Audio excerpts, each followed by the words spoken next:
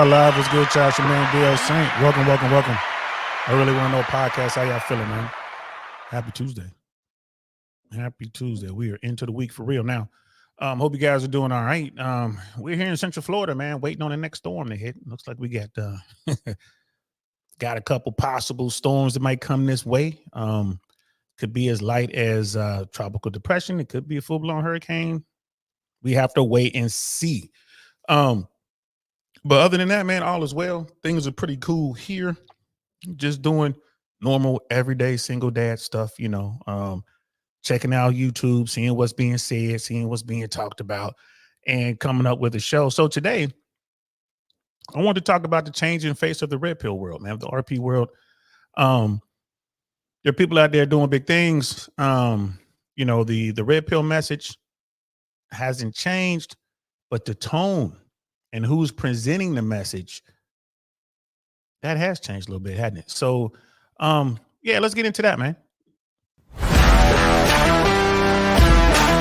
And we are live. What's good, y'all? Welcome to the I Really Want to Know podcast, y'all.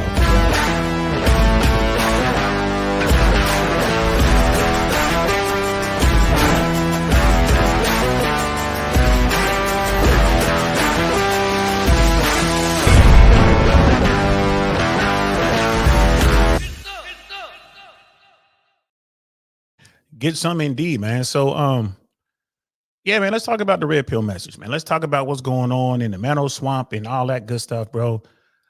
The core message of the red pill and the Mano Swamp, right? The manosphere it's all about male improvement and just pointing out those things that men need help with today and helping guys become the best versions of themselves, right? So I don't see anything wrong with it.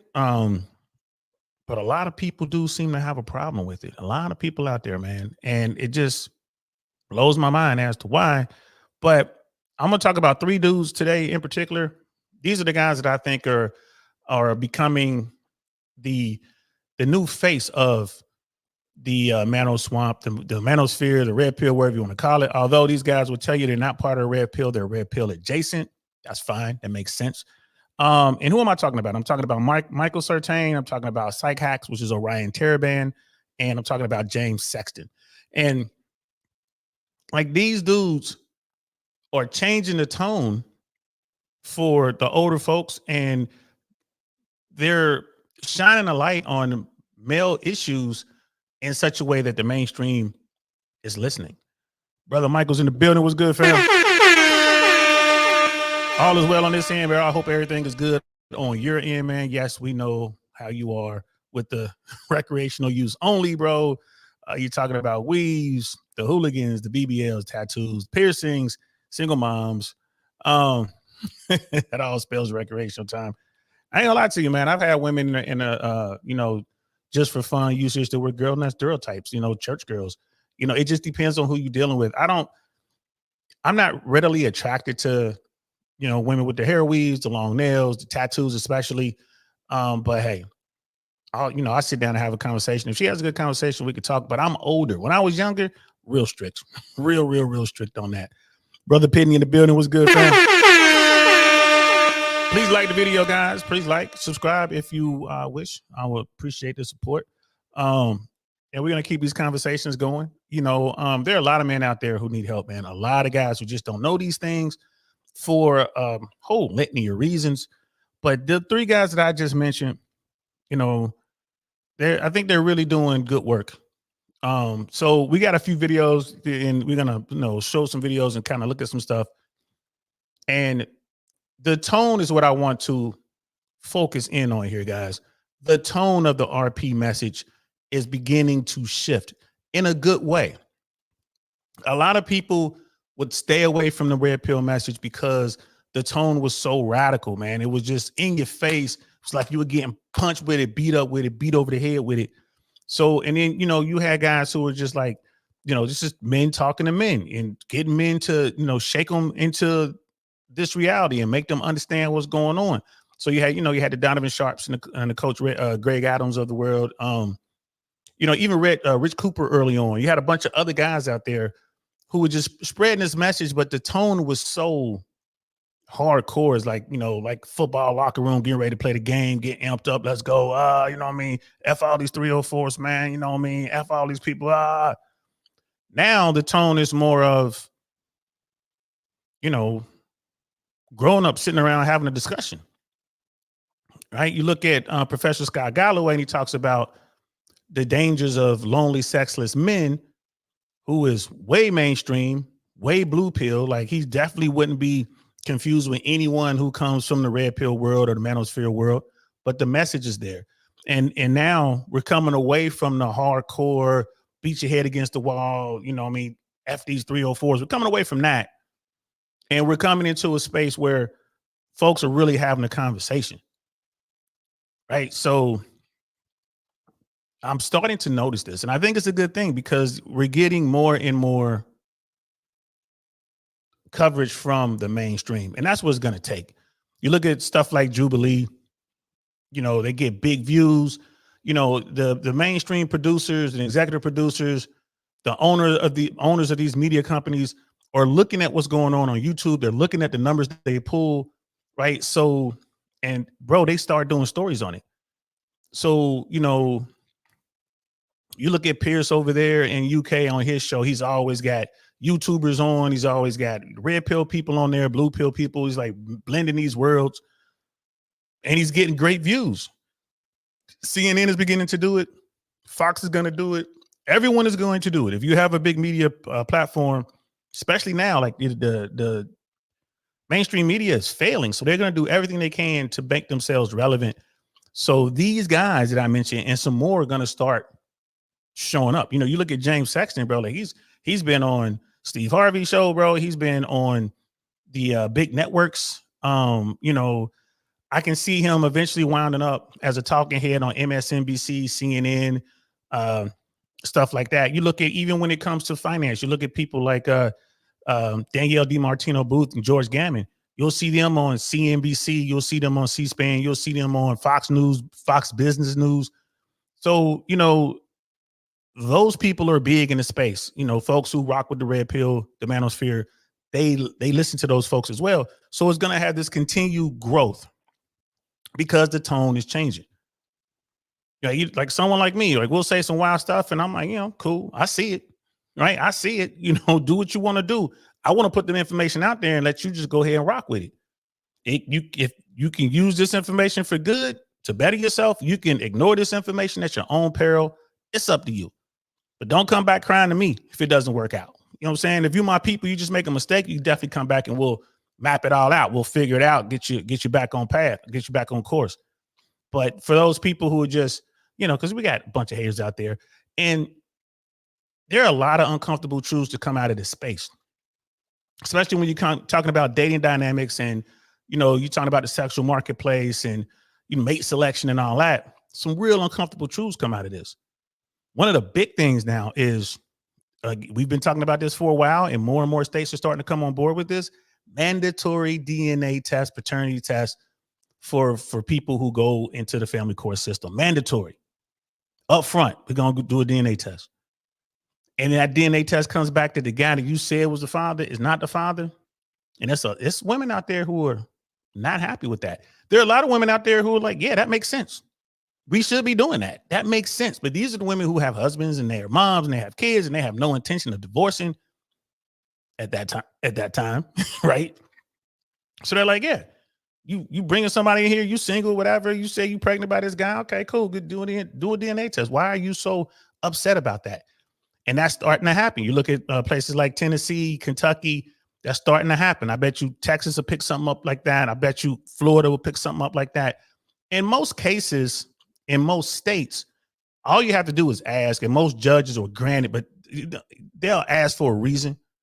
But it could just be any old reason, and the judge is like, okay, but that judge could say no, and you wind up with a judgment and child support for a child that's not yours.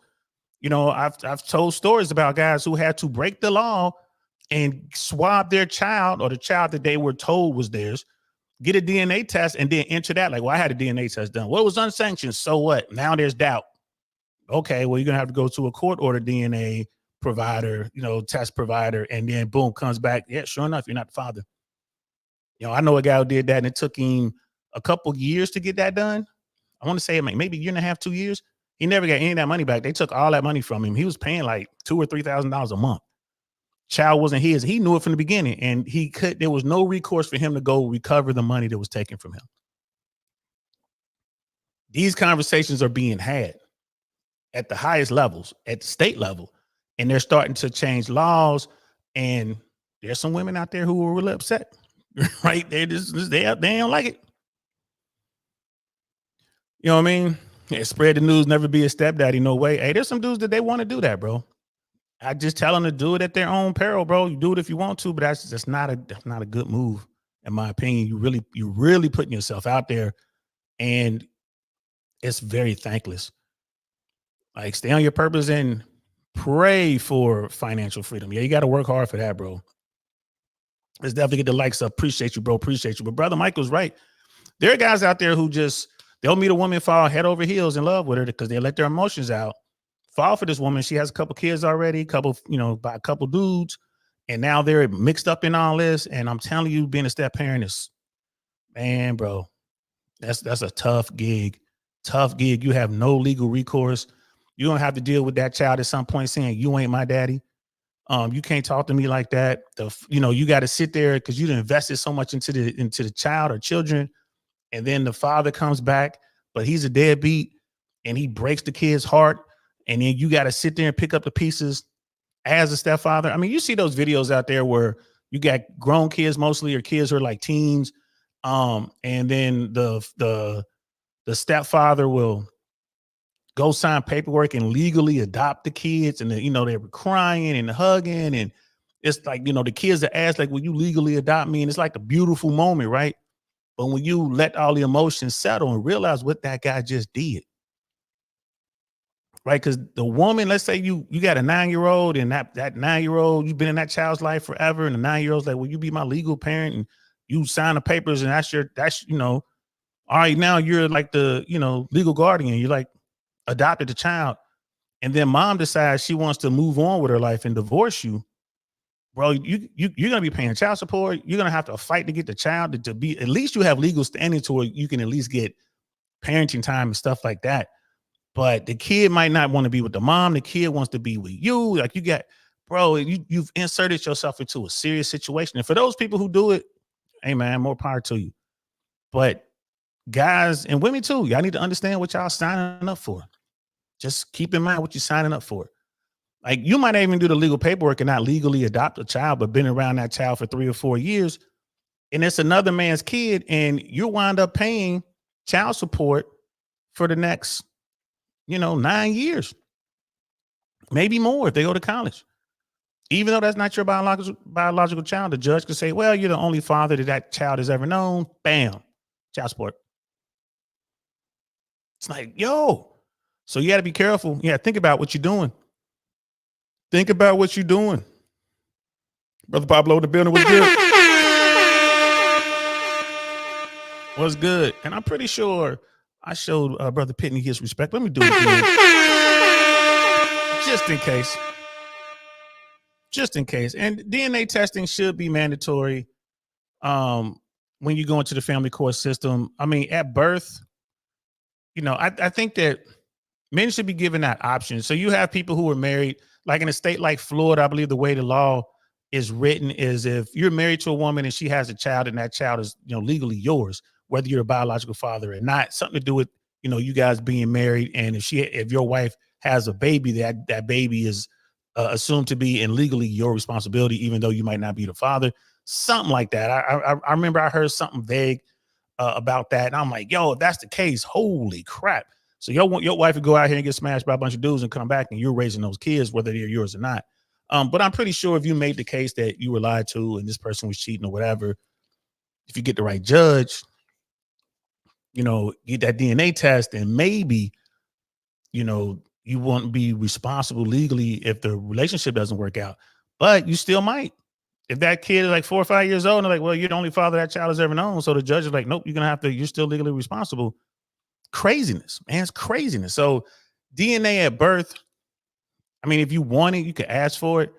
But I would definitely say at the time of like, about, you know, when you hit family court, that should be an option. You have to sign a waiver if you don't want it. So, like I say, you've been married for 10 years, getting divorced.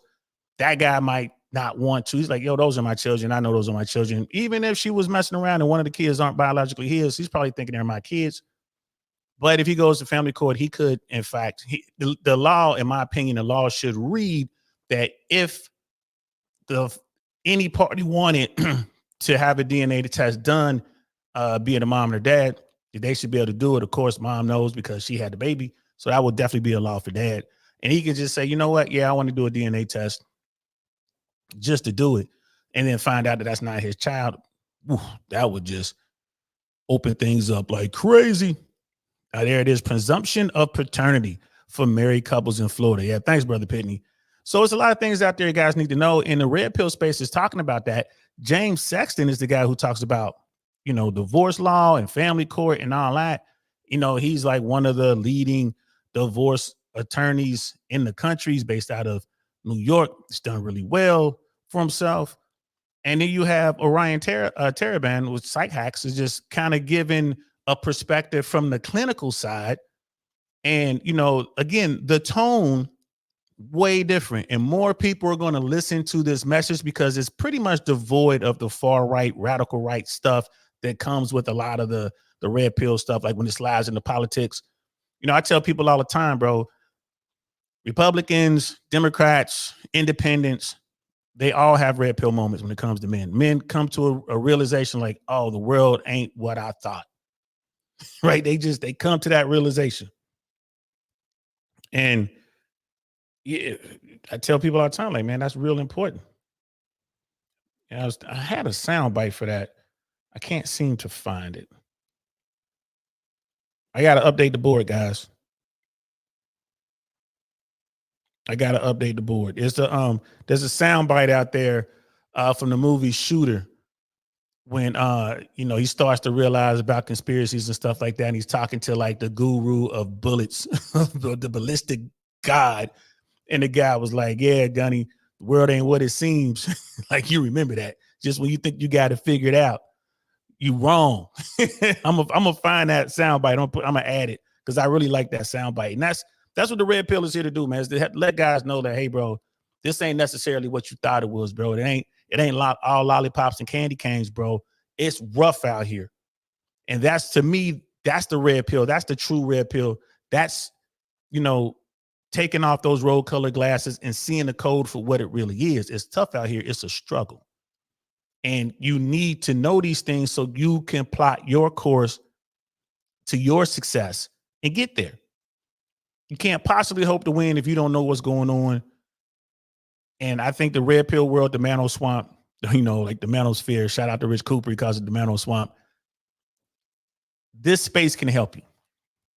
And it's better that you get this information before there's an issue. So you're going in with your eyes wide open as opposed to going in with blindfolds on, get smacked, and then you fall down the rabbit hole and start to figure this stuff out, and you get so mad. That's when that red pill rage and all that comes into play.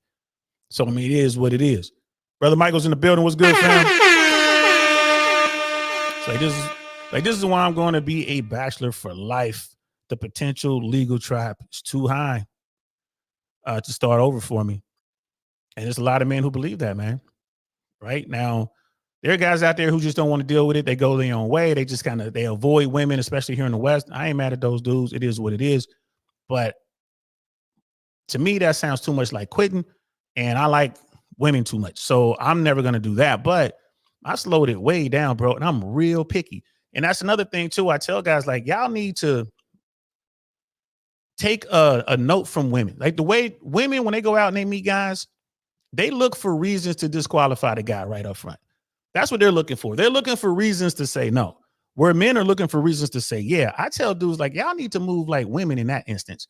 Look for reasons to disqualify that woman from the relationship, because men are the gatekeepers for relationships and women are the gatekeepers of sex. So as a dude, you should be looking for reasons to disqualify her from the long-term relationship. You should be very, very picky. And when you find that woman that you haven't found any legitimate reason to disqualify her, then okay, move forward. Have that relationship with her. Don't just have a relationship with just any old chick. Oh, you're an OF girl? Yeah, I'm gonna allow myself to fall in love with you, man. That's gonna be a train wreck. Oh, you're an exotic dancer? That's gonna be a train wreck. Oh, you used to be an adult film star? That's gonna be a train wreck. You know those are gonna be problems. Those are just the big ones, right? So I think dudes should learn to move like that. Learn to disqualify women the way women disqualify men. And we're living in a world now, man. Like, I'm just here to tell you, bro, it's never been easier to have sex. If you're just trying to smash a woman, bro, it's never been easier. It's insane how easy it is right now. So for you guys out there who aren't smashing, you're in the bottom 80, I just do a little bit of work, bro. Just do a little bit of work and you will be able to do that. You will be able to do that, bro. Yeah, brother Mike on his rec use only list. It's just one of those things. It's one of those things, bro. You gotta listen to this message. And now that the tone is changing, more and more people are listening to it. More men are listening to it. It makes sense when you actually sit down and just listen. It's like, oh, it makes sense. A lot of dudes are like, well, isn't that already the case? Like, nah, nah. So we're gonna start with Michael Surtain. I really like Michael Surtain and what he's doing. He works closely with Rollo Tomasi. Good guy. I have yet to meet him in person. I look forward to the day I get to meet him. One of these days, I'll go to one of his events. Men of Action does a lot of events, and he's helping dudes. He's helping guys get into the game and be able to meet women. Like his system of approaching women, I've thought about it a lot, and you know what? It works. It's solid. It makes sense.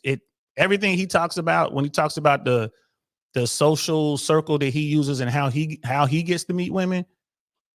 It's solid, bro. It's solid math, as opposed to just being a pickup artist. There's been back and forth. There's been, guys talking about the two techniques and which is better.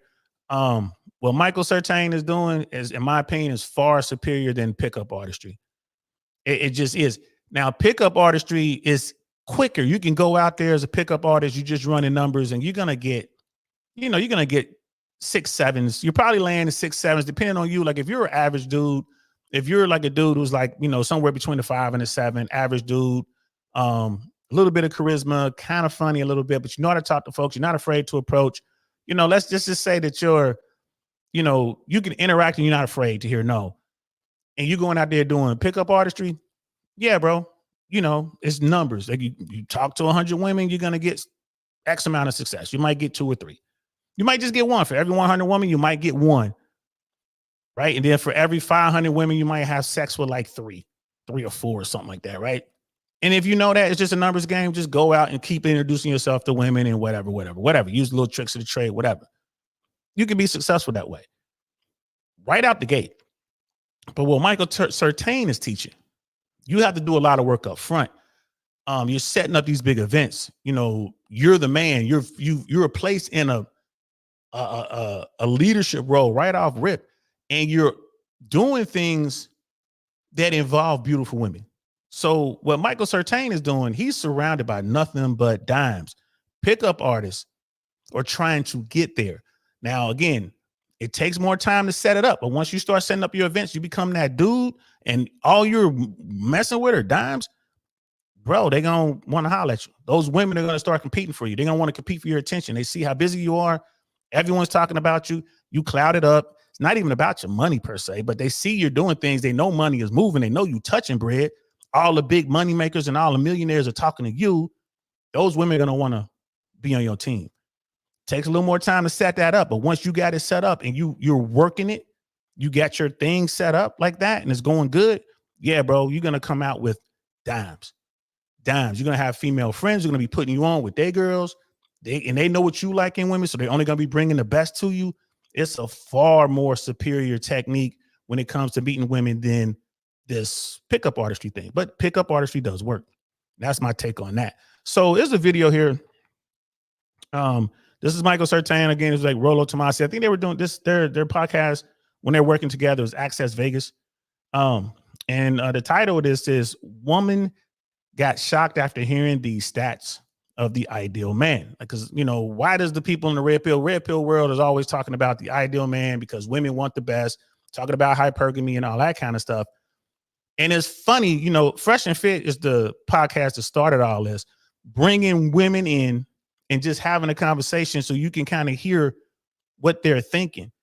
Then, of course, there's, Pearl started doing it, and then you have whatever podcast.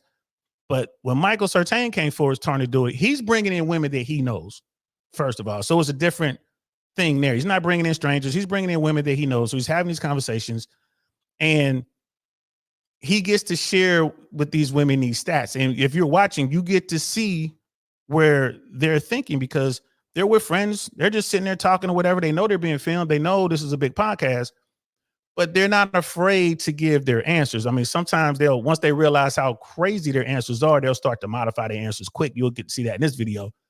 But you get to see how women, especially the more attractive women, how they move, who they're around, and you get to see where their mind is when it comes to, how much does the average man earn in a year? How tall is the average dude? How many sexual partners has the average man had in a lifetime? You get to see their reaction when they get the real numbers. You know what I mean? We got Sister Michelle in the building. What's good, sis? It's always a pleasure to see you. Always, always. I'm going to be reaching out to you on Instagram because I know, because we've had Sister Michelle on here. We had a really good conversation. We got to get her back. Man. She just opened my eyes to a world that I've seen, but I haven't really got to talk to anyone about it. So yeah, we get to talk to her, man. So good to see you, sis. So let's check out. Again, this is Michael Surtain, Access Vegas, and I got this from his podcast, MOA, his YouTube channel, MOA, which is, I think that's Men of Action. That's his company, that his brand that he's building to teach men how to move in this world. Let's check this out. I think 40% of men are over 6 feet tall, but the average American male is 5'8". That doesn't make any sense. It's 5'10". 5'9". 5'9". Sorry, yeah. So 5'9" is the average North American male. Okay, got it. Cool. So Tom Cruise, 5'7". Cool. So we're gonna go now. The other thing is, I'm just curious. What do you think the average guy makes in the United States? Like a household income for one person, single male. What do you think? Average, maybe probably like 80K. Wow. What do you think? 400,000. Average man Oh, does not average make 400,000.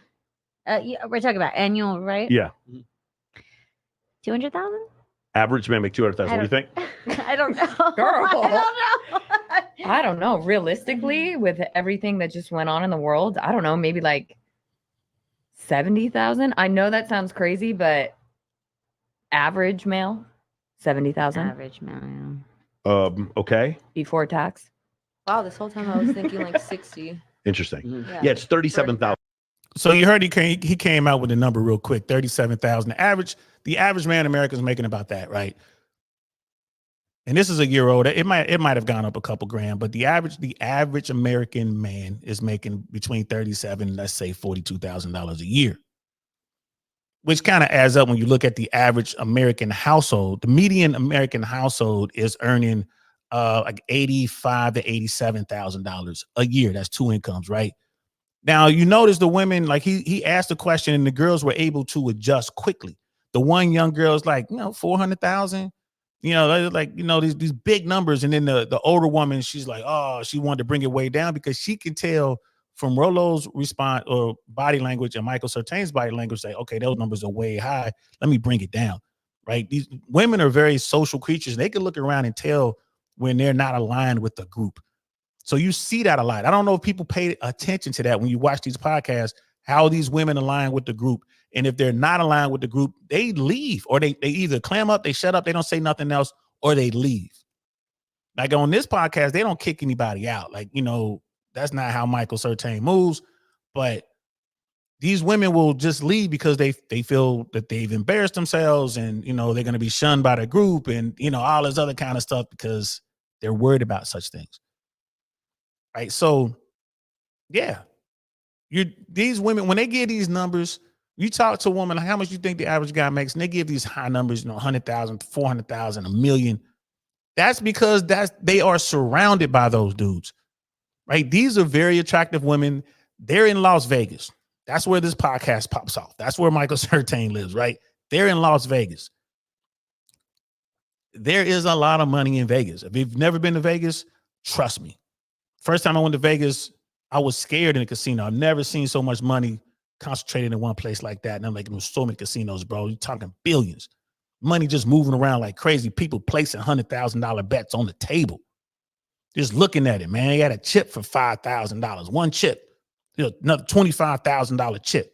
$25,000 in a little bitty chip like that, bro.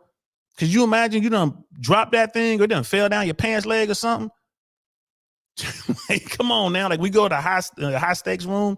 Got guys playing blackjack, $25,000 to $75,000 a hand. I watched the guy. He had a couple double downs in a split.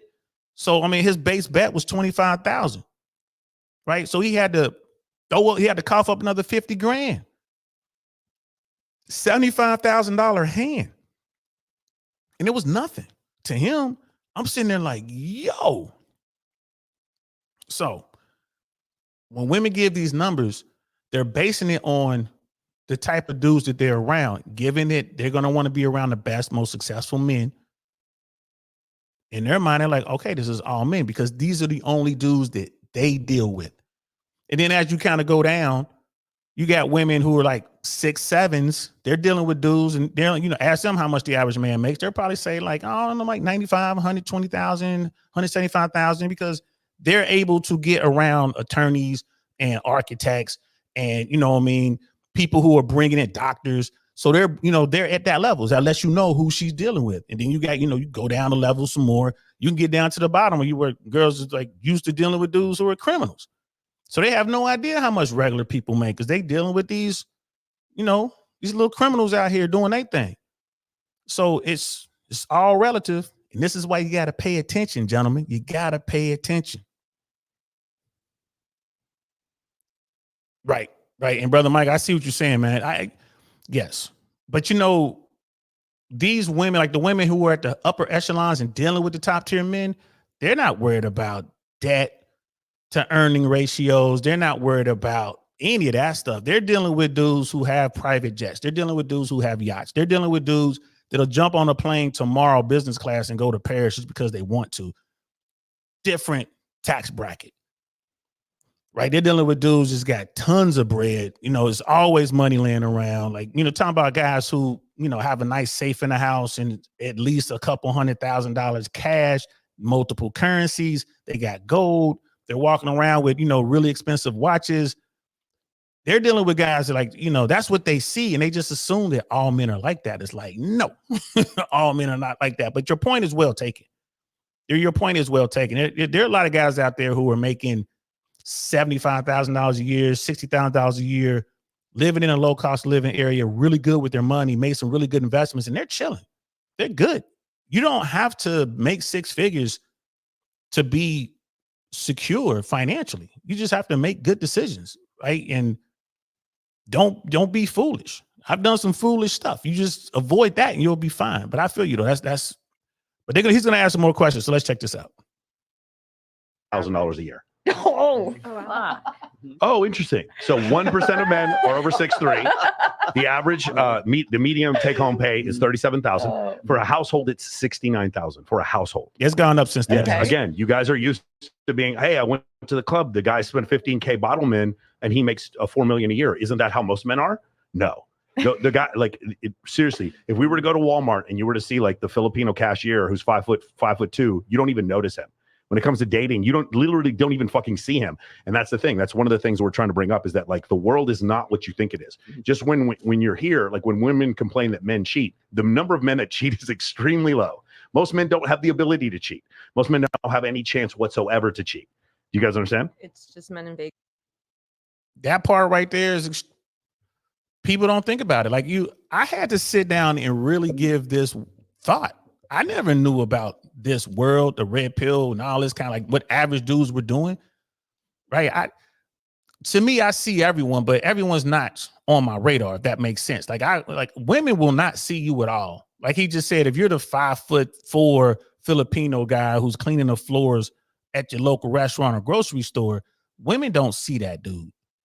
They really don't. They just don't see him. Now, if he's 6'4" and ripped and he's handsome and he's cleaning the floors, she'll see him like, ooh, he's cute. But she might want to smash that guy, especially if he has a little bit of game, but she's not going to want to settle down with that dude because he can't handle the provisioning part, right? So she'll have fun with him, but she's looking for a dude that has money and is stable and secure that can, take care of the provisioning and stability side for her. So, and we'll get into that later, but most women don't see the vast majority of men.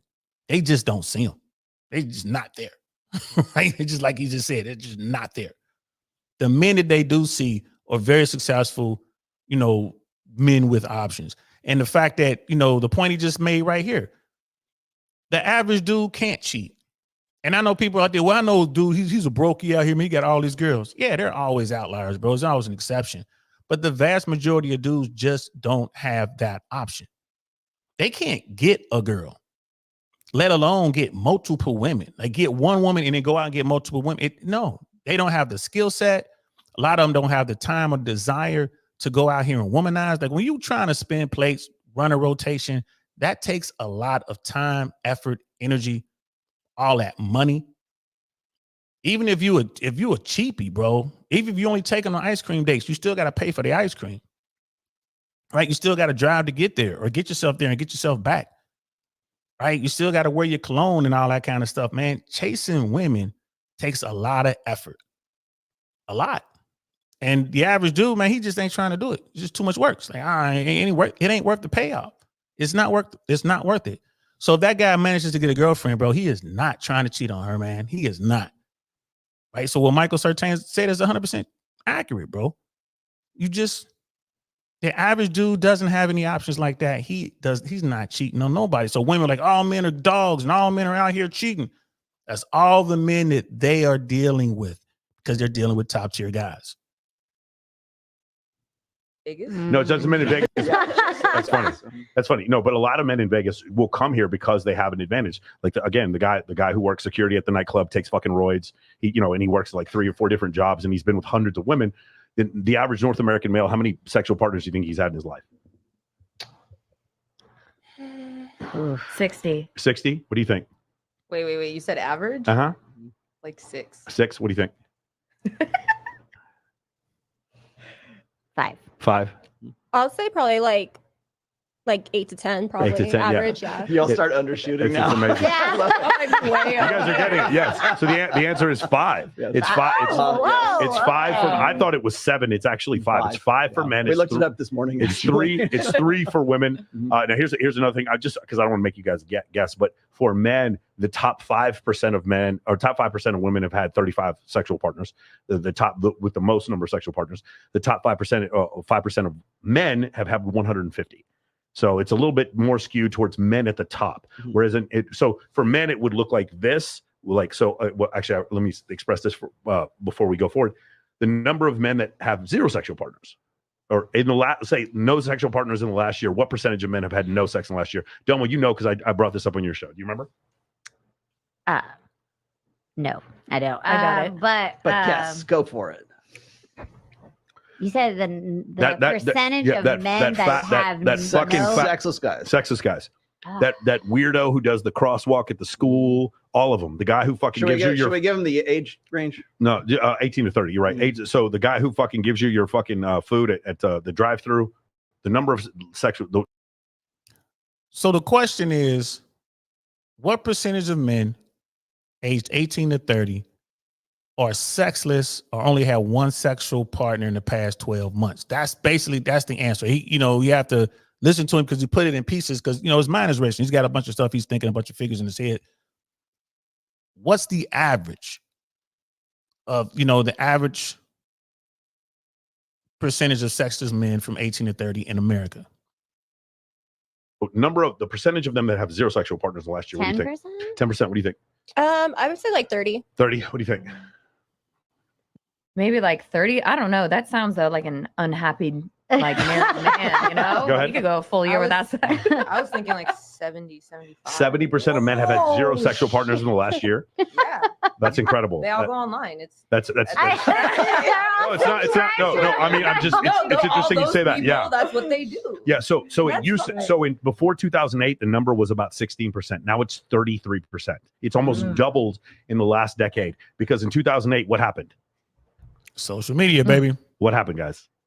Social What media. happened in 2008? Social media. Social media. The Facebook app went on the iPhone. That's essentially what happened in 2008. And from that point forward, you're right. Men's ability to communicate with other women became almost non-existent. Does that make sense? Right. And it got significantly worse and worse. Social media did not make it easier for men to meet women. It made it easier for a small group of men with Lamborghinis, with fucking six-pack abs, with Patek watches, with mansions to meet all of the girls. Does that make sense? And then part of the proof is when I asked you guys what percentage of men you think were 6'3", you said, 4% or whatever, and it's 1%. So these men that you think are normal, making $200,000 a year, by the way, the top 1% of wage earners in the United States make how much? What do you think? We're talking the top one. So you dig his tone. You see where Michael Surtain is coming from. Just very matter of fact. He's a numbers guy, man. He loves to dig into the stats. And he's sitting there with his female friends, and so they're open to the conversation. They're not tripping. He's not there to make them look bad, and they know it, so they're comfortable, right? The key when you deal with women, man, they got to be comfortable. They got to be comfortable, y'all. It's just when you're out here, make sure you deal with, make sure she's comfortable. And they're just trying to figure it out. So he's like, yeah, the top 1% of earners in America, the top 1% of earners in America, bro. And these, it's just listen to their answers. 1%, the top one, you're at the very top 1%. What do you think it is? I really couldn't answer that. Do you think 200,000, 300,000, 400,000, 3 million, 4 million? No, I was thinking like at least 2 million. 2 million? What do you think? Meaning 99% of people, 99% of men make less than this number.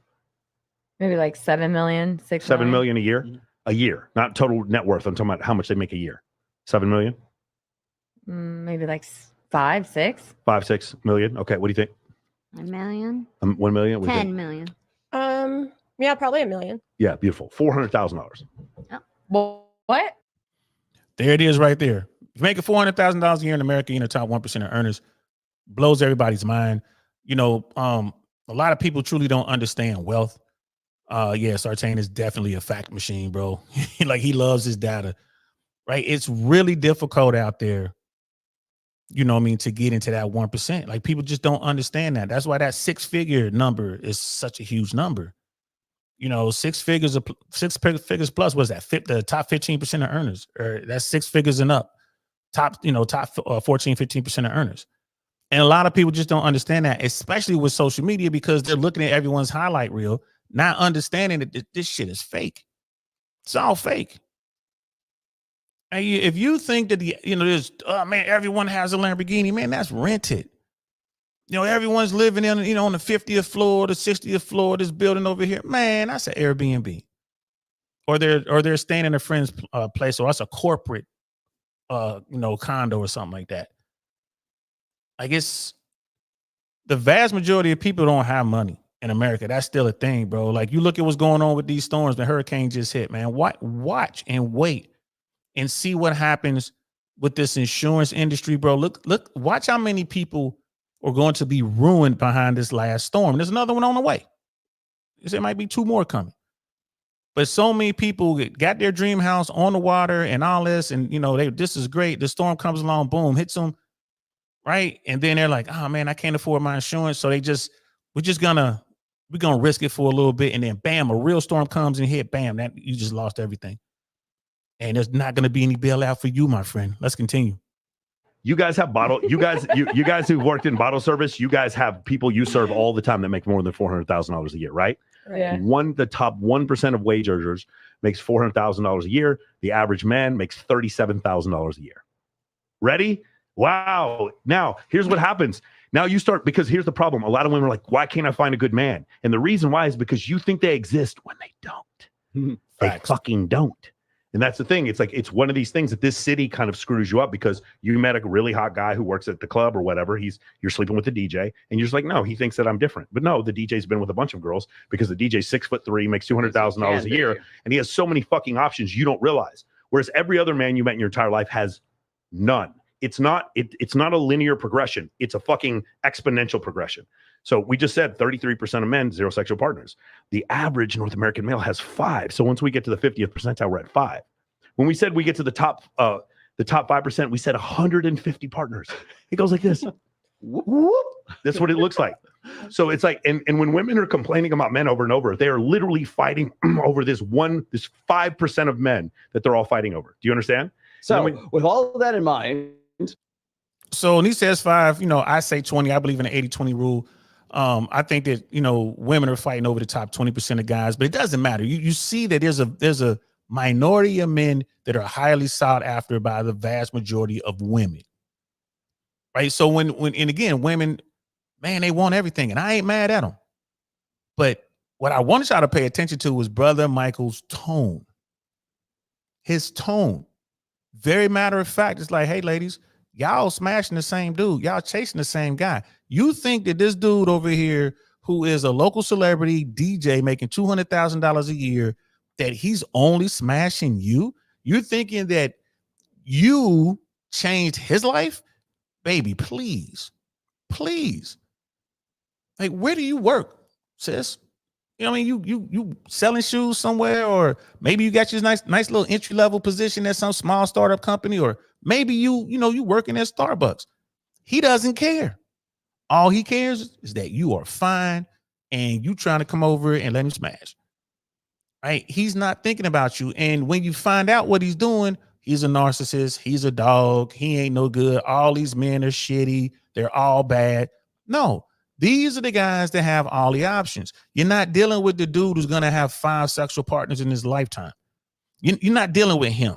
That guy's going to want to marry you. He'll work himself to death for you. He'll give you everything he can, but he doesn't drive an Alpina. Like, he's not driving a BMW Alpina or a Mercedes AMG or a Aston Martin. He's not driving those things. He's not going to be able to get you a G-Wagon. He's not going to be able to do it. Right? He's maxed out on jobs, but he will love you to death. He will do everything he can for you. Like, he'll save up and maybe take you on a nice vacation once every 5 years. And there are women out there like, man, that's not enough. I want my dude to be able to take me to Paris, to be able to take me, to somewhere like to Barcelona, and take me to Tokyo in the same year. That's what I want my man to be able to do. Well, there's a very small percentage of guys who can actually pull that off. And I love Michael Sertain's tone. Brother D-Max in the building. What's good, fam?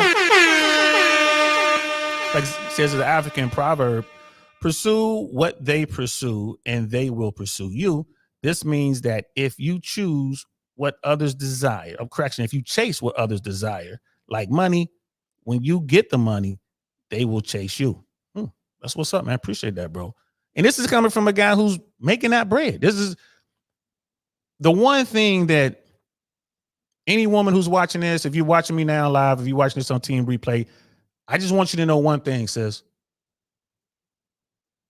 The vast majority of Americans are broke, right? According to everyone's standard. If your standard is to be able to do all these exotic things and provide these experiences, if your standard is, $500 dinners, trips to Bora Bora, this sort of thing, like going to St. Petersburg to watch the Kirov, which you wouldn't do now because they're at war. It's hard to get into Russia, but you get my point. Like going to Japan to watch a kabuki or go see a sumo match, sumo wrestling match, to do these things. If you want to be able to do these things, buying red bottoms, having Chanel bags and Hermes bags and wearing the nicest clothes and all that, having Van Cleef jewelry. If that's what you're aiming for, and you're the average American, and let's say that you're making, let's say you're making $65,000 a year, which is good. If you're the average American, you're making $65,000 a year, and you want a guy that can provide all those things that I just mentioned, like you're probably not going to find him. And if you do find him, and you sexy and you cute or whatever, he's just going to smash. Right? Understand that, ladies. Those people are rare. They're called the 1% for a reason. You got guys out there, people out there who are in the top 1 to 15% of earners in America. And America is one of the most financially successful countries on the planet. So if you're in the top 15% in America, imagine where you are on a world scale. those people are limited. It's not a lot of them. It's not. Then you got to, adjust for those who are already married, adjust for those, who are gay. Like once you start willing it down, the guy you're looking for, I mean, bro, he might be, depending on how high he is. I want a guy that's 6'4", making $300,000 a year plus. He's handsome and all this other stuff. Man, that dude's probably like a less than 1% of what's out there. Ladies, I need to understand that and move accordingly. That's what the red pill is all about. Now let's find your ideal guy. We're gonna find your ideal guy. I almost wish we'd done this first, but we did it in reverse. Well, but it's cool because now they have a preview. Yeah, cool. Okay. You like this? We do a lot of sociological stuff on the show. Yeah. Cool. It's about to get way more interesting once we get to this part. Now, the first question: we're going to talk about your ideal man. Okay, and how tall he is. How tall is he? Can you write these down so we can put them all? Yeah. We'll average them out. Yeah. Needs to be a minimum of what? It's got to be taller than me, I guess. But you're 5 foot. You're 5 feet? Yeah, I'm a little baby. That's right. You are. I keep forgetting. Taller than me. I used to care a lot about height. 5'1" is good. So 5'1" is the bare minimum. Like 5'7". 5'7". Would be the lowest. Good enough. Beautiful. Natty. I think like 5'8", 5'9" would be really shortest. Yeah. Okay. But I think you're 5'3". Tall 5'2". You're 5'2". On a good day. Yeah. If we hang you upside down for half an hour, you're 5'3". If you spend a week in space, you're 5'3". Yeah. Yeah. Cool. Shout out to the flat earthers. You can go to space. Fuck you. Fuck you. Minimum height. 6 feet. 6 feet. Mm-hmm. Okay. There goes the average. Oh wow. 5'7". 5'7". Really? Okay. This is crazy. All right. This is definitely the shortest we've ever got. So just to let you guys know, on dating profiles, it'll go like you'll have a normal distribution for men. We don't care about a woman's height at all. Absolutely no preference. Men will put 5'3". No, 5'1". They do not care in the slightest. Men do not care whatsoever. There's a few men that are super into like models in New York or whatever, but we're talking about less than 1% of men. Most men absolutely do not care about height. For women, you have this normal distribution in Europe where it goes by centimeters, right? And it in the normal distribution looks like this, but not in the United States because we don't go by centimeters, do we? We go by feet and inches, and it goes like the normal distribution is 6'3", 6'2", 6'1", 6 foot, and then at 5'11", it drops off a fucking cliff. This does not happen in Europe. It only happens in the United States. For some reason, American women who go by the imperial system, that 6 foot number is a magic number, even though it doesn't mean shit. And most of the guys that you're dating who are 6 feet are wearing those Balenciaga lifts. That makes them 2 inches taller. All right, let's do age. Minimum age, maximum age. Oh man. I mean, based on experience, probably somebody either 25 years older than me maximum, and then minimum like 2 years younger than me. Can you just give an age for the guys? Oh, for the guys? Oh. Without me asking how old you are. I thought we were like picking I'll out ask like you if you our want. max You could go that there. we would date. Yeah, the website doesn't know how old you are. Okay. I need an age range. Probably like anywhere from like my age to like mid 30s. How old are you? I'm 28. 28. Yeah. 28 we to did mid 30s. To mid 30s. So she's going to continue on. It is difficult sometimes talking to young women, talking to beautiful young women, because they've never had these conversations before. You feel me? Like this is they're drilling down on stuff. They're not forced to, but they want to engage, but they don't have a whole lot to offer to this particular conversation. And when they do, they begin to realize how skewed their dating sense is and what they're doing. So they're talking about average age. I just wanted to put it on because it's hard to just get straight answers. And that's another thing, dealing with women, guys, get used to it. It's hard to get straight answers, man. Like that womanese thing is real. Real talk. I'm really like motherly. Yeah. Ooh. I usually take care of people, so Okay. that's Rob the cradle. yeah. Okay, cool. Got it. All right. So now let me key this in here. now here's the thing, just so we can skip this part just in case. Do you guys care about his physique? Would you be with a guy who's a little bit chunky, or you do not want someone who's obese, or you don't care? I absolutely give a fuck if a man takes care of himself, because why would I be taking care of myself more than he is? Hell yeah. Okay. And what do you think? Yeah, same. Like, I mean, it's not a big deal if they're a little out of shape, but as long as they're like healthy, that's my main thing. Is like, Yeah. you don't need to be jacked or anything, but you do need to be, healthy and in shape and keep up with me if I want to, I'm gonna go out and do exclude something. exclude obese. Yeah. Okay. What about you, Dumb? And they talk about this. So they asked about age, how old the guy is. They asked about height, how high you want your ideal guy to be, how tall you want him to be. Now they're talking about physique, like, how do you want him to look? When you have these conversations, it's being filmed. A lot of women don't want to body shame or whatever, so they'll dance around it. But when you get them to tell you the truth, they don't want to deal with somebody fat. They don't. Miss AKA ladies in the building, what's good, sis? Right? They don't want to deal with that. And I think they're gonna talk about income. So let's continue.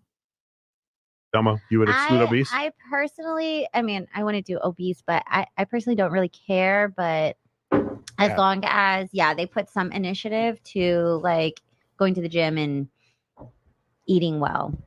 But I do like people who, I feel like in other words, I don't want anybody depends obese. on the person. I like really scrawny sometimes, like really tall, skinny, like heroin chic. I'm like learning so much about that. But I also like dad bods, so it doesn't really matter. It depends there we on go. the person. Okay, we're coming back to that one. I just recently started liking men with muscles. That's new for me. I was never into that. It's the cycle, roided up cycle every spring here in Vegas.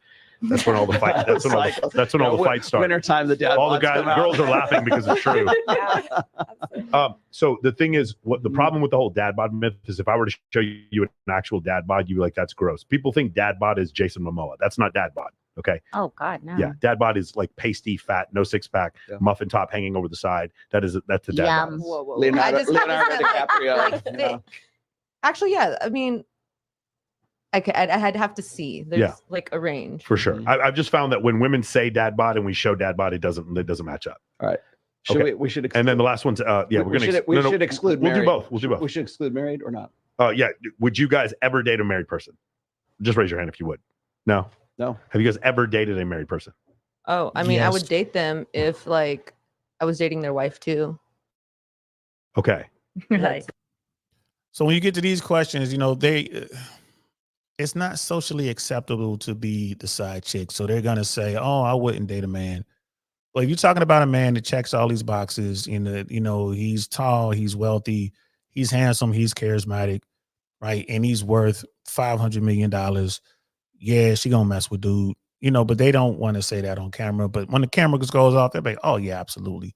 Then when the cameras are off, they'll tell you like, oh, yeah, I'll wreck a home. They'll tell you because, again, they'll like, okay, I know he's never going to marry me, but I can get the Birkin, I can get the Louboutins, I can get the Chanel, right? I can get the Van Cleef, I can get the trip to Bora Bora, I can get the trip, you know what I mean? So it is like I can get on the private jet.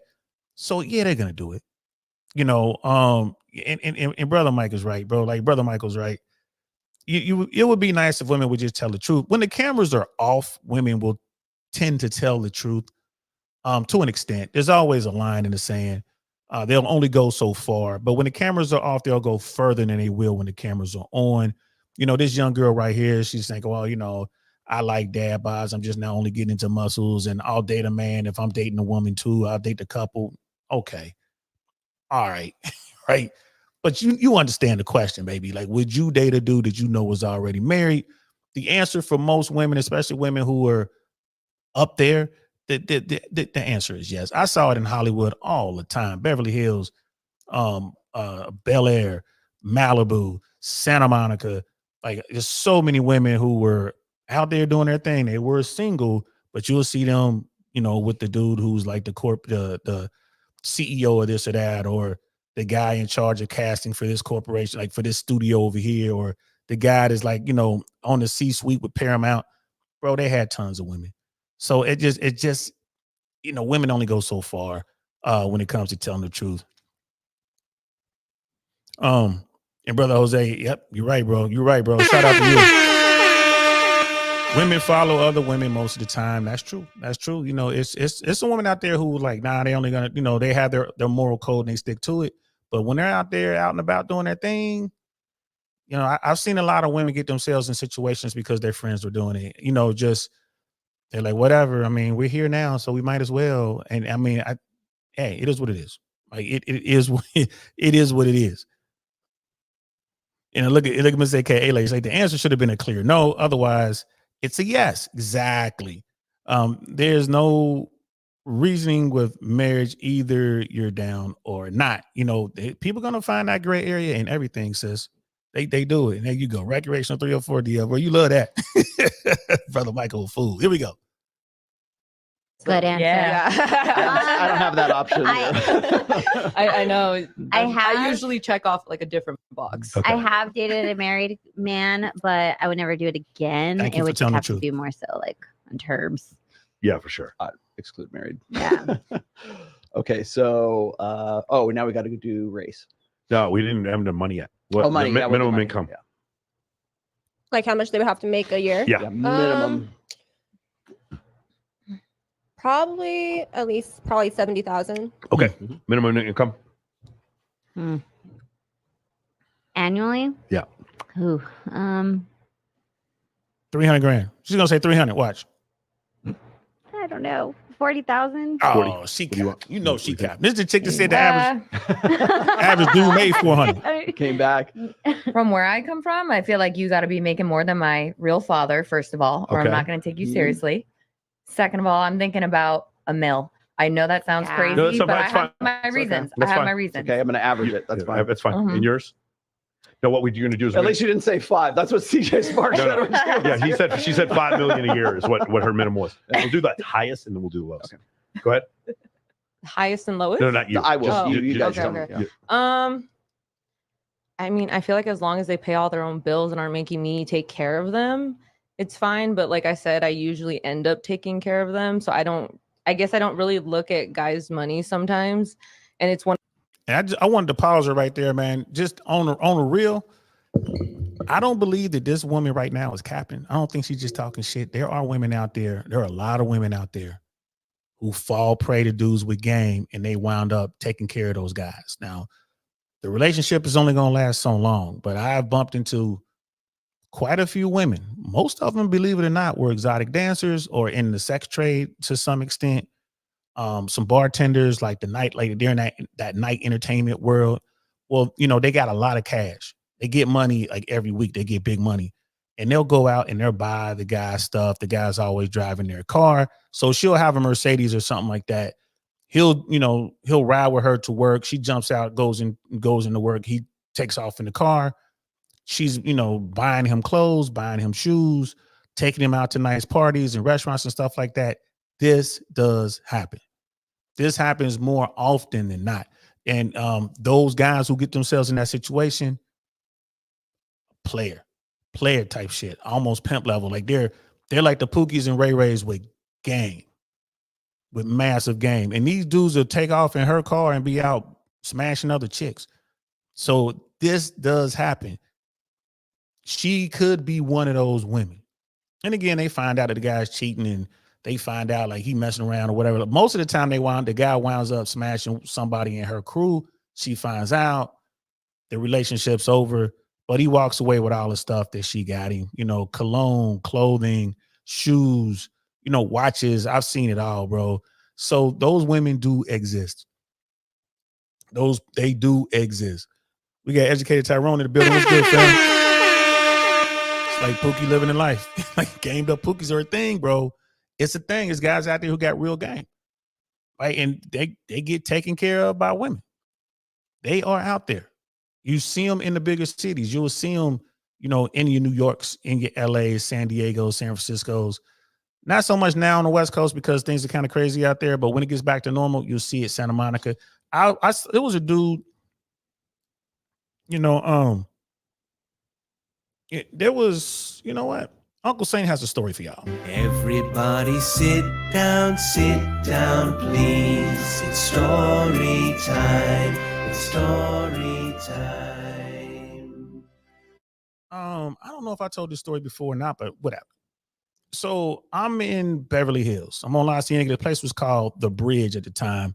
It became a bunch of restaurants. It was The Bridge at one time. At one point, it was STK. But it's like right on La Cienega, across the street from Coy. Anybody who's been out there in that time, y'all know what I'm talking about. And it had just opened at the time. It was an Italian place. It had just opened. And a good friend of mine was bartending there. And he was one of the OG bartenders in Hollywood. He knew everybody, been around forever. Real cool dude. He's one of those dudes with the tattoos and built his own motorcycles and stuff like that. The dude was, good people, man. Good people. So I went to go see him. And I'm in there, I'm sitting at the bar, and I'm with two little baddies, right? So I got them with me. And I had them with me because we were going to an event later, and I needed them with me just to make sure I get in. When you go places, you got to make sure you show up with two baddies, kind of like what Michael Certain says. You show up to an event, you got 4 or 5 or more beautiful women with you. You walk right in, you ain't waiting in nobody's line. So I had them with me because I was going to an event. It was what it was. So we were stopping here first at the bridge. So then I look off to my left, and there's an older woman, two older women. One is like, she's kind of thick, like looks good. Like you can tell she's in shape. She had some work done, but she looked decent. She was the Beverly Hills baddie. The older woman had the work done, whatever. She looked pretty good. And she had an attitude, bro, just a god awful attitude. But as she drank her wine, she became loose and got cool, whatever. So at one point she starts hollering at me, whatever. I'm listening to her talking or whatever. Turns out little shorty lives in Bel Air. She's telling me where she lives and all this kind of stuff. And I got somewhere to be. I got these women with me. This woman had to be in her mid to late 50s. I'm with some 20 somethings. I was in my 30s at the time. So I'm like, I got something to do. Nice talking to you. So she winds up talking to some other young dude that was cool with my buddy, the bartender. So fast forward 2 weeks later, I show up. I just pull up, see what's going on. I'm by myself. He was like, yo, bro, last time you was here, that older blonde, why didn't you go home with her? And she was all over you. I'm like, well, you saw who I was with. I had something to do. I ain't really had time for that, whatever. And I ain't gonna lie to you guys. She was attractive. Like she could have got it. I'm just keeping it 100. She could have got it. No problem. She was like, well, look, she took my homeboy home with her. That guy, remember that guy that came in, was talking to her when you left? I'm like, yeah, like that's one of my dudes. He's still there. She got dude living in the guest house on the property. Turns out that woman, David Hasselhoff's ex-wife. Right? That's Hollywood. That's how LA pops off, right? That's Beverly Hills for you. David Hasselhoff's ex-wife. She had a ring on her finger, and I remember the ring. She had a ring on her finger about the size of my fist, bro. It was a yellow diamond. I had just seen them talking about yellow diamonds on TV or whatever. Thing was like ungodly expensive. She's just wearing jeans and a little top, whatever, whatever. My guy, he's like, yeah, bro, he's been over there for 2 weeks. Like she gave him a car, like he's driving around in a Porsche. She's giving him money to do whatever he wants to do. I'm like, word? Like he's just gonna stay there? He's like, I guess. He's like, that could have been you, bro. I'm like, no, man, I got a career. I'm an air traffic controller. I can't just be holed up to some rich lady's house, guest house. He was like, I think you could. And this was before I had, my daughter. I was just a dude. I was single. I didn't have any kids at this point. He was like, bro, you probably could have. You just could have stayed there rent free, man, stacked your money. She would have gave you a Porsche. And I'm just mind blown. But that woman was taking care of that young dude she met at the bar, right? Which was the restaurant bar. And I don't know how long he was in there. Dude might have been in there for a few months. But imagine the amount of money, access, networking opportunities that he made. And you get to smash little shorty. Like I said, she definitely could have got it. And he was in the guest house. He wasn't in her house. He's in the back in a separate guest house. Bro, there are women out there who will take care of you, right? That's the moral of the story. There are rich women out there who will take care of you, bro. It ain't nothing to them. So now that's an extreme, that's an extreme. I think this young girl right here is one of the young girls who like, yeah, you can drive my car. Yeah, I'm gonna buy you some stuff. Oh, I was shopping and I saw this outfit. I thought it looked cute. I bought it for you. She knows your shoe size. She knows your pants size, all that. Always bringing you stuff home. I know women like that. I've seen them with the dudes, like, and it's always some pookie with game. Just he's living rent free. She's buying all the groceries. She's paying all the bills. Paying off for it. He's driving around in her car, running her miles up and, burning her gas. And she's happy as she can be. This young woman right here could be one of those type women. But let's continue. One of my flaws. It's all I care about right now. It's actually one of my biggest flaws. Daddy, have you ever care about it? Daddy, have you ever dated a guy who was homeless? Who's homeless, yeah. Couch surfing, homeless dude. Have you ever dated someone? I didn't know or would be homeless. Because I know. Just came over and had a backpack and then never left. Yeah. And I was really confused because And what ski I was resort like, did oh, he work at? you just came to visit, but you have your toothbrush, like everything with you. That's weird. Yeah, he was there I'm for a learning minute. so much about you, Natty. I did not I know. know. Just give a number. What's the minimum number you think they'd have to make? Okay, like Annual salary. 40. 40. Yeah. You know what's interesting? We had Amanda Nicole on here a while ago, and she started talking about when she was dating guys in Los Angeles. It's like they had so much money that they would like not pay a lot of attention to some girls because they were just fucking loaded. She said, like, I like living in Vegas because these dudes are broke. They're so good looking and they're fucking broke. And it's funny. And it's funny listening to you girls because the answers that we got in Miami from women who are not, I don't mean to be rude, but like not anywhere near an order of magnitude less attractive than you guys. They were all saying they needed guys making 130 or less. And they believed, I mean, their numbers were outrageous, except for the mill. Their numbers were just fucking outrageous. Every one of them wanted to date a guy with 6'3". It was crazy. All right, cool. So very, very cool. So now here's what we're gonna do. Let's do this. Let's exclude obese. Let's do. We got to do race too. Oh, race. Sorry. Yeah. What race? Do you not care? Yeah, I don't care. Any? Yeah, Okay. any. Okay, because the options are this: any, white, black, or Asian. I don't care. Any. And they're not lying. I like white boys for sure. Okay. Yeah, they're not lying. They're telling the truth. We are in Las Vegas because that is the least common answer in Miami. Yeah, I don't really care. Don't really care. Yeah. I'm just gonna put any at this point. And that's real. Like, you know, the younger girls don't tend to care. Like the whole race thing, like the younger girls don't care. And then the older women, they're gonna keep it 100. Like, yeah, you know, I rock with white boys or whatever. I mean, it is what it is. Will they play with other races? Yeah, they'll play.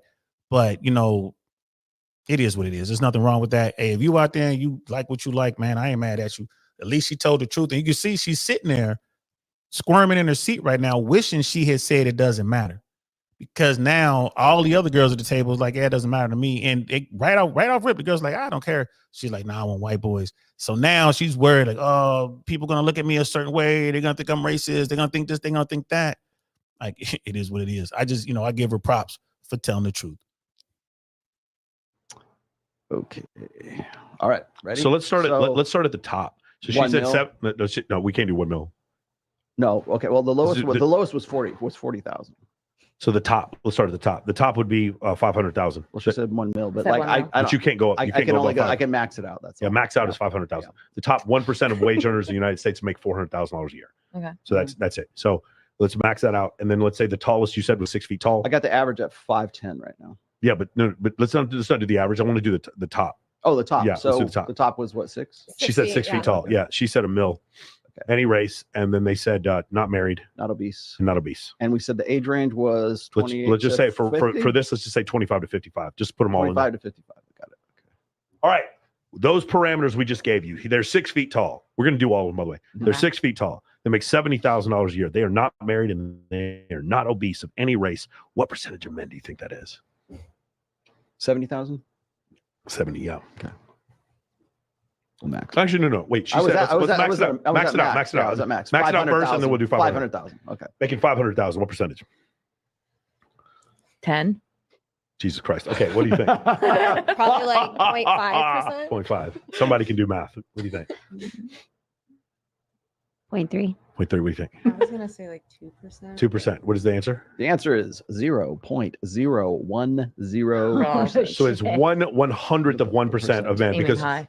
because we just said 400,000 is the top 1% of Yeah. our wage earners. So the number can't be higher than Mhm. the number can't be higher than 1%. Does that make sense? Now do the same thing with $70,000. $70,000, same numbers. What percentage of men? What do you think?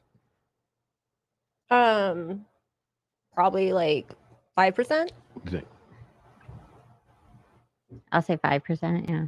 I don't know, like 1%. What do you think? Okay, this is the 2%. 2%. What do you think? Getting close. 0.83%. Yes. Almost 1%. So, Woo! guys, ready? Here we go, guys. You want a dude who is over 6 feet tall and makes $70,000 a year? It is 0.8%. That is the likelihood of you finding them. Now, it's skewed. It's skewed for you guys because Wow. it's skewed for you guys because you live here with a bunch of fucking male bartenders, male strippers, and male VIP hosts, and a lot of them are in that category, and so you believe that's what they're talking about. By the way, a lot of the hosts here are lying about how much money they make. So that's essentially what happens, because they end up on your fucking couch for a long time. But that's essentially what happens here, and so this is kind of part part of the delusion where women start to believe that these numbers exist. And part of the reason why is because social media kind of makes us believe it that way.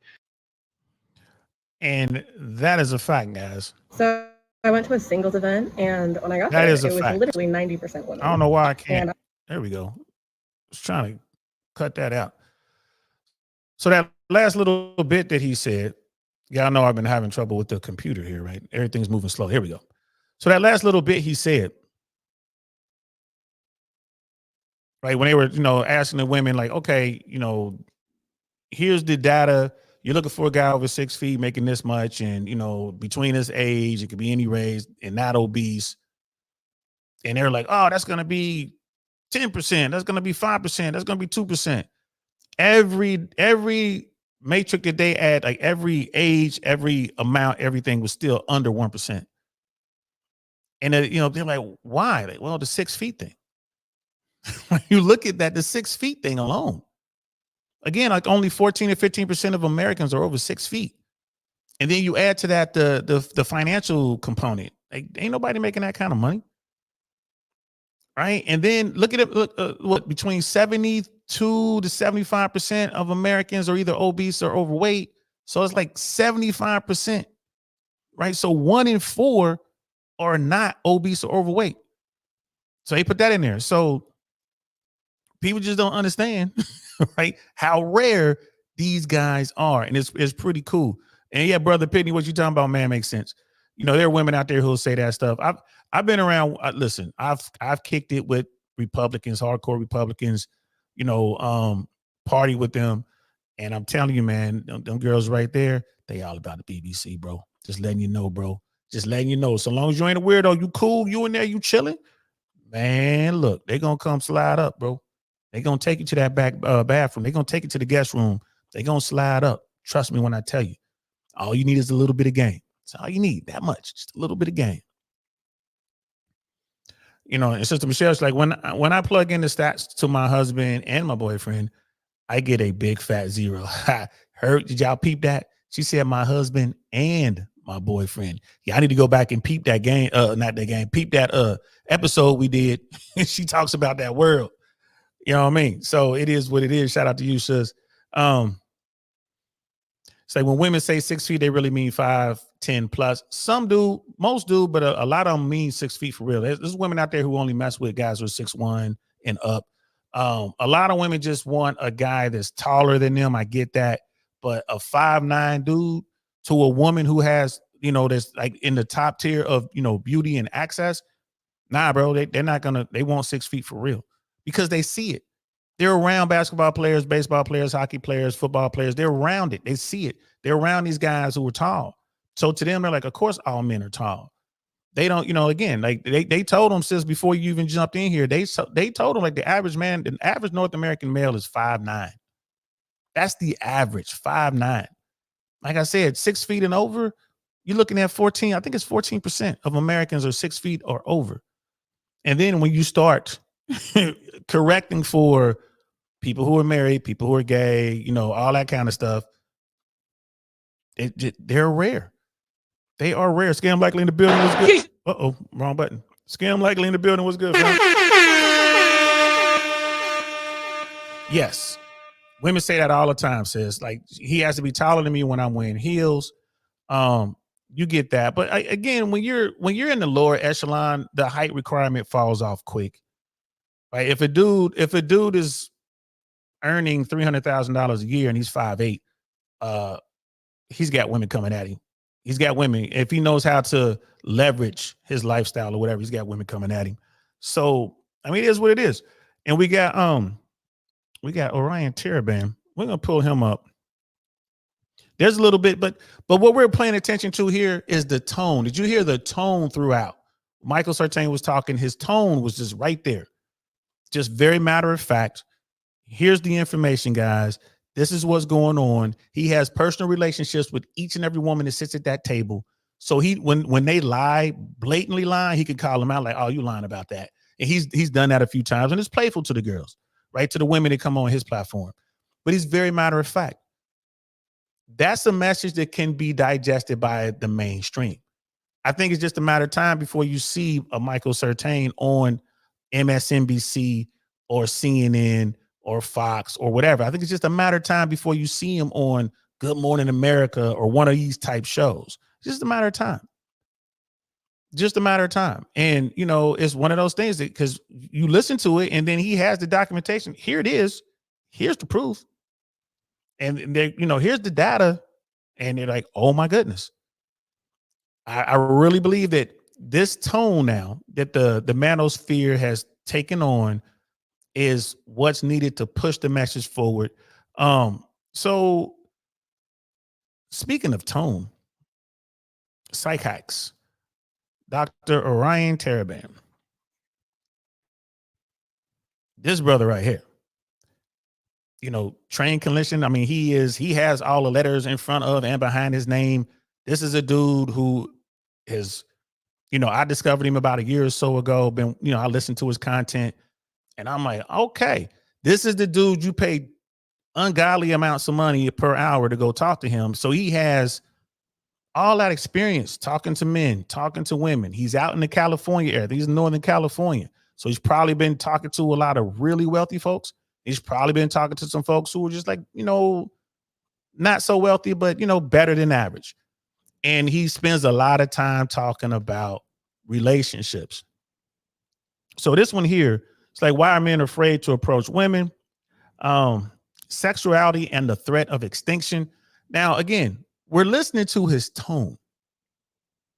Like, yo, pay attention to his tone. He's definitely blue pill friendly. Yes, sir. We're one in the building. And that tone is what's needed for this message to get pushed forward. You know what I mean? Yeah, like we was talking about the short dude with a lot of money. Mr. Kayla, like, yeah, he can stand on stacks of his paper. Yeah, bro. If you're a short dude with a lot of money, you look at someone like Tom Cruise. He's a little itty bitty dude, man. He's small. Sean Penn. Those are little bitty guys. Hollywood, I guess about 10 years ago or so, began to shift because all the leading men used to be so short in Hollywood. Now these guys are bigger. You look at Idris Elba. You know, you look at the Fresh Prince or Will Smith. Even though he's had his issues, but he's not a little bitty guy. You know, you got these guys, Jason Statham, I think I said his name. Like, these guys are big dudes. Whereas before Hollywood, all the stars in Hollywood was so little, man, itty bitty guys. That's why they always bring up Sean Penn and bring up Tom Cruise, because they're so little. But women go crazy for him. Oh my God. And then they meet him in real life. Like, I didn't realize you were so short. That's why you don't ever want to meet your idol. You never want to meet him. Never want to meet him. So let's listen to Psych Hacks. This part here, we're only going to listen to a little bit of this, but he's talking about why men are afraid to approach women. And he just takes it, to a level that I never would have thought to take it to, because I'm not in his world. But let's check it out. On the other hand, while lack of sex is not literally death, it is symbolically something much more pernicious, namely extinction. This means that on a very deep level, rejection from a woman not only signifies that the man in question does not deserve to reproduce, but that by extension, he does not really deserve to exist. Damn. As his continued genetic existence depends on his ability to successfully reproduce. In this context, it's important to keep in mind that biologists do not declare a species extinct when all of the individuals of that species are actually dead, but when opportunities for reproduction become non-existent. The inability to reproduce is extinction, and the threat of extinction colors every female rejection. And this is a uniquely male threat, as there are few women who could not get sex if they wanted it. It's this asymmetrical privilege coupled with a failure in perspective taking that contributes to women's lack of understanding and frustration regarding the importance of sex for men. However, it doesn't end here. Not only does female rejection carry the threat of extinction, but it carries the threat of perdition, as modern man uses woman as the crucible for his self-worth. Let's look into this further. The idea of utilizing a proxy to publicly reveal private merit is very old. And through most of human history, men used contests of arms to do this. Whether in actual combat or in ritualized simulations of combat, the idea was that the victor was not just the strongest, not just the most capable, but the most deserving.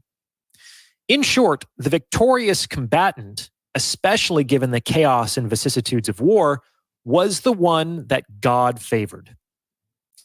This meant that entering into combat was, in a symbolic sense, putting oneself in God's scales to determine whether one had the right stuff. So, like I said, y'all peep his tone, right? Sounds like a lecture, but he's bringing it from the books. Like, this guy used to be an actor, and then he went back to school, I think, to become a psychiatrist or psychologist, whichever one he is. And he's in his house. You look at his crib, look at the furniture, look at how his place is put together. Like, this dude, successful, Northern California. The fact that he has a house means, that house is over $1 million. If it's anywhere in Northern California, it's way over $1 million. It's just because real estate is crazy. So obviously he built himself a really good practice, and he's out here doing this thing, spreading his word. But the point he's making here about, simulated combat or combat to prove that you're worthy, you're in God's favor, whatever. This is why dudes fight, right? How many times you seen fights break out in a bar or whatever over a girl? Now the guy is fighting to show that he's a better choice. Now a lot of times he'll beat up the weak dude, and the girl will go with the weak dude anyway, right? It is what it is, but I think it's instinctual. Like, it's in our DNA. It is what it is. That's one of the things I have to sit back. I sit back like, man, I ain't fighting over none of these chicks. I ain't doing it. But, you have to fight that urge to actually fight. But his tone, this is something, if you're not paying attention, you would think this is some blue pill, blah, blah, blah, blah, blah, blah stuff. And then you realize, like, hold on, he's actually talking about some red pill stuff. Like, bro is telling you how to get out here and get women. Like, he has a ton of information. He collabs with a lot of top people. He's collabed with Michael Certain. He's collabed with James Sexton. He's collabed. He's done the what is that CEO Diary podcast? He's done some really big podcasts, and he talks about this.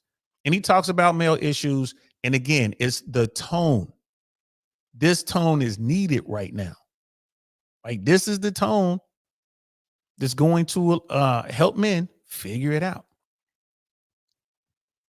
Right. And this is why I landed on him for a hot second. Now, he has some better videos. I just wanted to use this video so you can kind of get a feel for homeboy.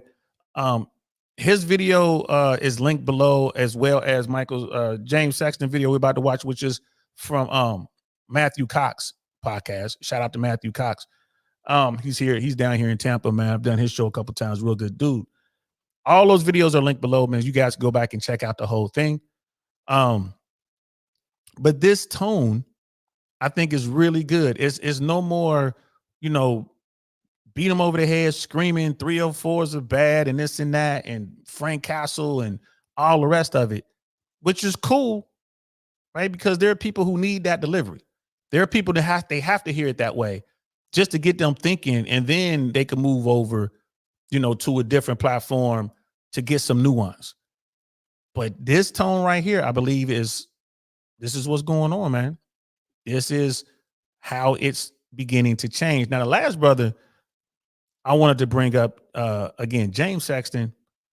He's the divorce guy. I saw him on the soft white underbelly. I think that's what it was. When I first saw him, bro, his video, if you haven't seen it, go check it out. Like, his video was just fire. Again, this clip is from Matthew Cox's podcast. I just wanted to, I'm cool with Matt Cox, so I don't have to worry about any problems with me, showing this. And, he's going to talk a little bit about, divorce court. He talks about why people get divorced and all that. And this part, he's talking about, James Sexton is talking about being in a relationship himself at this time. So, it is what it is. And Taraban, bro, massive W. Like, bro, I'm telling you, man, he gets you thinking.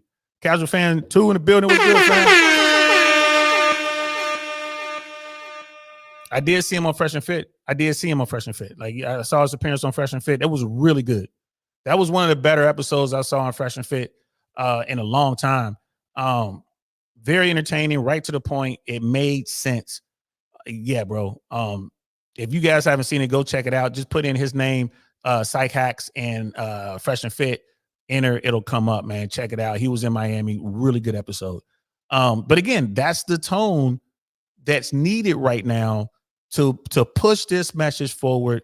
It's just a matter of time before more politicians are talking about this. People need to talk about male issues, and these are three of the guys that are going to help get that message out there. So let's check this out. You're not with. I'm not married. Yeah, I'm not married. I'm in a relationship. Yeah. Oh, okay. Okay. Yeah, I've been in a relationship for a number of years, and I'm very happy. Yeah. Okay. But I don't. And again, I have no critique of marriage. I think that, you know, I understand why people marry, and I'm certainly happy that they do. It provides job security for me. But I don't generally feel, because I view marriage differently than other people do, because I see it as a legal status. I see it as so I see the nuts, just like a surgeon looks at a person's body differently, and a car mechanic looks at a car differently. I look at marriage differently. And so I don't need the government or the state to get involved in the way I interact with another person with whom I'm romantically involved. But I believe I'm very much a romantic at heart. I'm very much someone who sees tremendous value in love, and I'm a very monogamous guy. I've never been a guy who was interested in running around with multiple people. I enjoy being alone very much, but I also enjoy being in a relationship. I don't cohabitate with my romantic partner because I like having my own space, and and she does too. And we have a tendency to we share some space, and then we also have our own spaces. So it's kind of a nice thing, you know, that we have like a shared space together, and then we have, you know, our own places to kind of go back to and retreat to. And I like that for me, that, you know, for me, relationships are about the you, the me, and the we. And I think there's a tendency, which is good for my business, but I wouldn't want to emulate in my personal life, to turn the you and the me into the we, and let the we just kill the you and the me. But like, your wife met you, and you're the one she fell in love with. Like this autonomous island, this person, you know, this person that existed before her. And it's wonderful that love transforms us, but, you know, you fell in love with her because she was this other person, this independent entity. And so I'm a big fan. In a lot of my writing, I just try to encourage people to remember that it's wonderful to grow together and to have intimacy with each other in terms of the ability to be yourself with another person. But don't forget who you are and who you were when you met, because that's a terrible loss. To like, I love you so much that I'm going to try to extinguish who you are. That seems weird to me. Like, let this person be who they are. You know, let them blossom into the fullness of who they are independently. And that doesn't mean you aren't in love. It doesn't mean you're not monogamous. It doesn't mean any of those things. It just means that you're encouraging this person to be the best, most authentic version of themselves they could ever be, you know. And I can't think of a better compliment at the end of someone's life than to be able to say, this person helped me become the most authentic version of myself, you know. Again, we're talking about tone, right? This is a guy who has been a part of probably some really crazy divorces. Listen to his tone. He's like, yeah, you know, he's been divorced. He's like, yeah, I got a relationship. You repeat what he said. I have my space. She has her space, and we have shared spaces. We have places. I have a place that I can retreat to. Y'all peeping what he's saying? He's like, bro, ain't no way in hell he gonna go through that bullshit again he went through. He's a big proponent of prenups and all that, postnups and all that kind of stuff, updating your paperwork. He's like, because here's the deal. He's like, the worst thing about family court is letting someone else, determine how your relationship ends. You know what I mean? Like, they went there in the beginning, they went there for the middle, but they're going to tell you how it's going to end. And that's what he was kind of saying there. You should determine how your relationship is going to go. And that's him talking about prenups and stuff like that. It's AKA ladies, like if you go through a divorce and you understand how much of a business deal marriage is, the legal process of marriage has very little to do with love. And here's the deal. It's marriage in America right now is a horrible deal for the person who has stuff. Like if you're the person who has, like if you're the one with the financial portfolio, with the real estate, with the money, and you get married to someone who doesn't have, or they have less than you, and after 7 years or so, 10 years, y'all get divorced, no prenup. Oh, that was the worst business deal you ever signed. Most people don't even research it. They have no idea what's going to happen to them on the back end because they think love is going to conquer all. Like, shit. Now when you get in front of that judge, it's going to hurt. Now, generally, it tends to, historically, it's hurt men because men worked hard, they have more stuff. But now women are starting to catch up financially with men, and it's starting to hurt them. I believe that's when it's going to change. Brother Penny, you good, man. Like, I forgot he did that episode with Fresh and Fit. It's all, like I said, man, ain't nothing changed. It's all love. Myron and Fresh brought together so many guys, and they've done so much for this message, bro. You gotta respect them for that. So I mean, it's cool, bro. You speak freely over here, man. Don't even trip, man. Don't even trip. I simply forgot about that. I remember that episode. Once you said it, like, oh, that's right, he did do that episode. And it was a very good episode from start to finish. That was one of the few times that I actually sat there and just watched the whole thing. I had to go somewhere. I went from watching it on TV to watching it on my phone to watching it in the car. Like I'm like, listening to it, and it was spot on. It was on point. And James Sexton, if I'm not mistaken, when Fresh had that problem with the Daisy girl, Fresh had to retain James Sexton to hire him to help him out with the case because she was in New York and he works out in New York. So he was instrumental in taking care of that. But, you hear him, right? Again, listen to his tone. Listen to how he's talking. This dude is a hitter in the family law system. He's making a ton of money.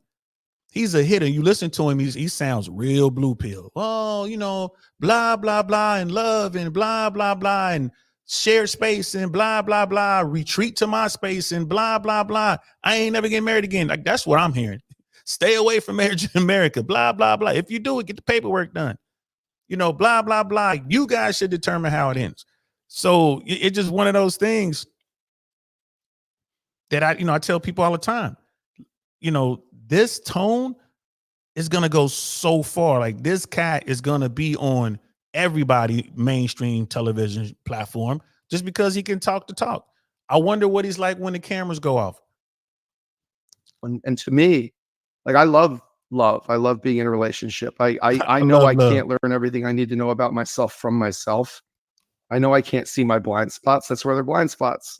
I need someone to help me see them. But I always, for me, want a partner who's cheering for me. I don't want a partner who's an automatic yes person. But at the core, I really want someone who's like a fan. He wants and when I'm getting it wrong, I'm just going to say you're getting it wrong, but I know you're capable of so much more. Like you're getting it wrong, but you're not a bad person. You're just getting it wrong, and like they're cheering for me. And to me, that's a beautiful thing. But yeah, I don't think I'd ever, legally marry again. But I mean, listen, with a prenup, like marry as many times as you want. I mean, nothing more fun than getting married. The hard part's being married. Getting married is a blast. Yeah, I hear all that, man. Blah, blah, blah. Love is great. Blah, blah, blah. Partner. We were talking about partner and husband yesterday. For him, partner and wife. Partner. He didn't say he wanted a wife. Partner. I want a partner who's going to encourage me. I want a partner who's going to help me see my blind spots. I want a partner where we got a shared space, but we also got our own place, right? He's aware of common laws that are on the books, like the common law wife or whatever. They have a shared space, so he ain't tied in no way, shape, or form with that person. Okay, we can go over here to our shared space. I'll be over here for this many days in a row, whatever the law states. I'm gonna be over here for less than whatever the required law is. And at the very end of all that lovey-dovey, blue pill, blah, blah, blah, what did he say? I'm not getting married again.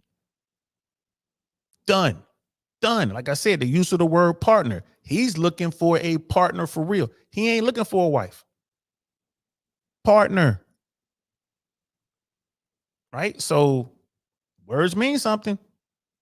Keep that in mind. Dude's like, yeah, there's nothing wrong with, marriage or whatever, being in love. And it's just, do the prenup, do the paperwork. Y'all see where it is? That tone, He's not coming off saying don't get married. He just said, I'm not getting married again, right? Just slid that in at the end. But his tone, the tone is palatable to the mainstream masses out there. They'll listen to him and really hear him. Like, oh, he sounds like me, lovey-dovey, blue pill, blah, blah, blah, blah, blah, word salad. Hold on. He said he just said he ain't never getting married again. Hold on. He said, get the prenup. Right? This is why I like the tone. Oh, Your wife's in the background going. oh yeah, listen, normally she's gone. Yeah, that's good. Normally she would. She knows she's talking to a divorce lawyer. That's right. She knows she's talking to divorce. Listen, what you should do, Matt, is you keep my card around. Just keep it around. And then if she's ever, not on her best behavior, you just sort of go like, yeah, I was talking to Sexton the other day, and that's. See, I feel like I'm in a different category because I met my wife in the halfway house. Okay. And she was getting out of prison. Okay. And I was getting out of prison. And we started. And that's, Matthew Cox, bro, he was at one point one of America's most wanted. He was number one on the Secret Service wanted list, a lot of bank fraud, a lot of wire fraud. Dude did a lot of time. I want to say dude did like I want to say dude did like 12 years or something like that. So he'll tell you like he was proper criminal, bro. Here's what it was. They had to track him down. They had to find him. And once they did or whatever, he did his time. James, welcome. He did his time. So it's funny that he had him on there. He's just keeping it 100. Like, yo, bro, it is what it is. I'm trying to find one of his clips.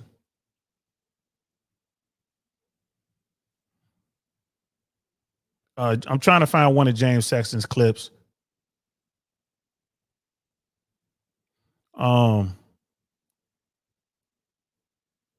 Divorce lawyer on cheating. Surprising reason for a divorce lawyer. I'll just run one of these, just random clips.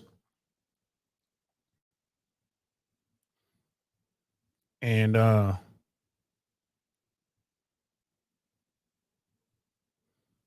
let's play some of these. Let me pull it up real quick. So we can check this out. Let's turn on the audio. If you can't have a conversation with this person about the possibility that someday one or both of you might hurt each other, like how many people, while they're still happy and in love, say something like, babe, I love you, but we're going to disagree about something at some point. And when we do, how do you like to fight? Like, do you need a minute? Like, do you need to be alone for a minute so you can kind of calm down? Or are you hey, we got to figure this out and we can't go to bed angry? Because let's talk about that now while we're not in a fight. Let's talk about it now while we still get along and we're happy and we're trying to figure out how to navigate each other. It's hard enough to navigate yourself. I want to navigate another human being. Why don't we have that conversation now? But no, we don't. We learn on the job. Real talk. The most shocking prenup I've ever seen had a provision that said that for every 10 pounds the wife gained in the marriage, she would lose $10,000 a month in alimony. So that's crazy. And I'm gonna have to stop because of the music that's playing in the background. I don't know if that music has been cleared. People do that. They add music to their stuff and it's like, that doesn't help. Like, what are y'all doing? But anyway, you can see what he's trying to do. James Sexton is out there trying to change the tone. He's trying to help folks, but he's letting them know, this is what's going to happen. And when it does, be prepared. So why don't you prepare for it now? Why are you allowing the government to decide how your relationship is going to end? Why don't you end it yourself? If you put away the emotions for a moment, we can work through this. But and anyone's ever been through that situation, y'all have heard it. Y'all know what it is. But his tone is way different. And Miss AKA lady, you hit it on the head right there. Yelling at 3 or 4 stuff is only going to get you so far. If you really want people to take you serious and really come over and listen to this message, this is the tone that has to be taken. Simple as that. And like Scam, he's like, they got anybody talking this stuff. Hey, bro, these guys, I believe, are going to be the changing face of the RP world, the red pill world. They're going to continue with their tone to change the tone of the Mano Swamp to get people to listen to male issues. And you're going to continue to see things like mandatory DNA testing. You're going to see things like no more forever alimony. You're going to start to see things like default 50-50 custody. If you've never been married or whatever, you go to family court, default 50-50 custody. Right. These laws are on the books now in certain states because of these conversations have been going on for a long time. And now more and more people are having these conversations, and the tone of the manosphere is changing to where mainstream folks will listen. And then they'll say, you know what? That does make sense. It makes sense. Like, why is it that dad can't automatically get 50% custody of his child? No, why is it that we monetize children? Why is it that there's an incentive to keep the child away? There's a monetary incentive to keep the child away from one parent so you can get paid more. These things are going to change. And I think it's a good thing. I think it's a good play. You talking about, yeah. Hey, Matthew Cox, bro, like check out his platform.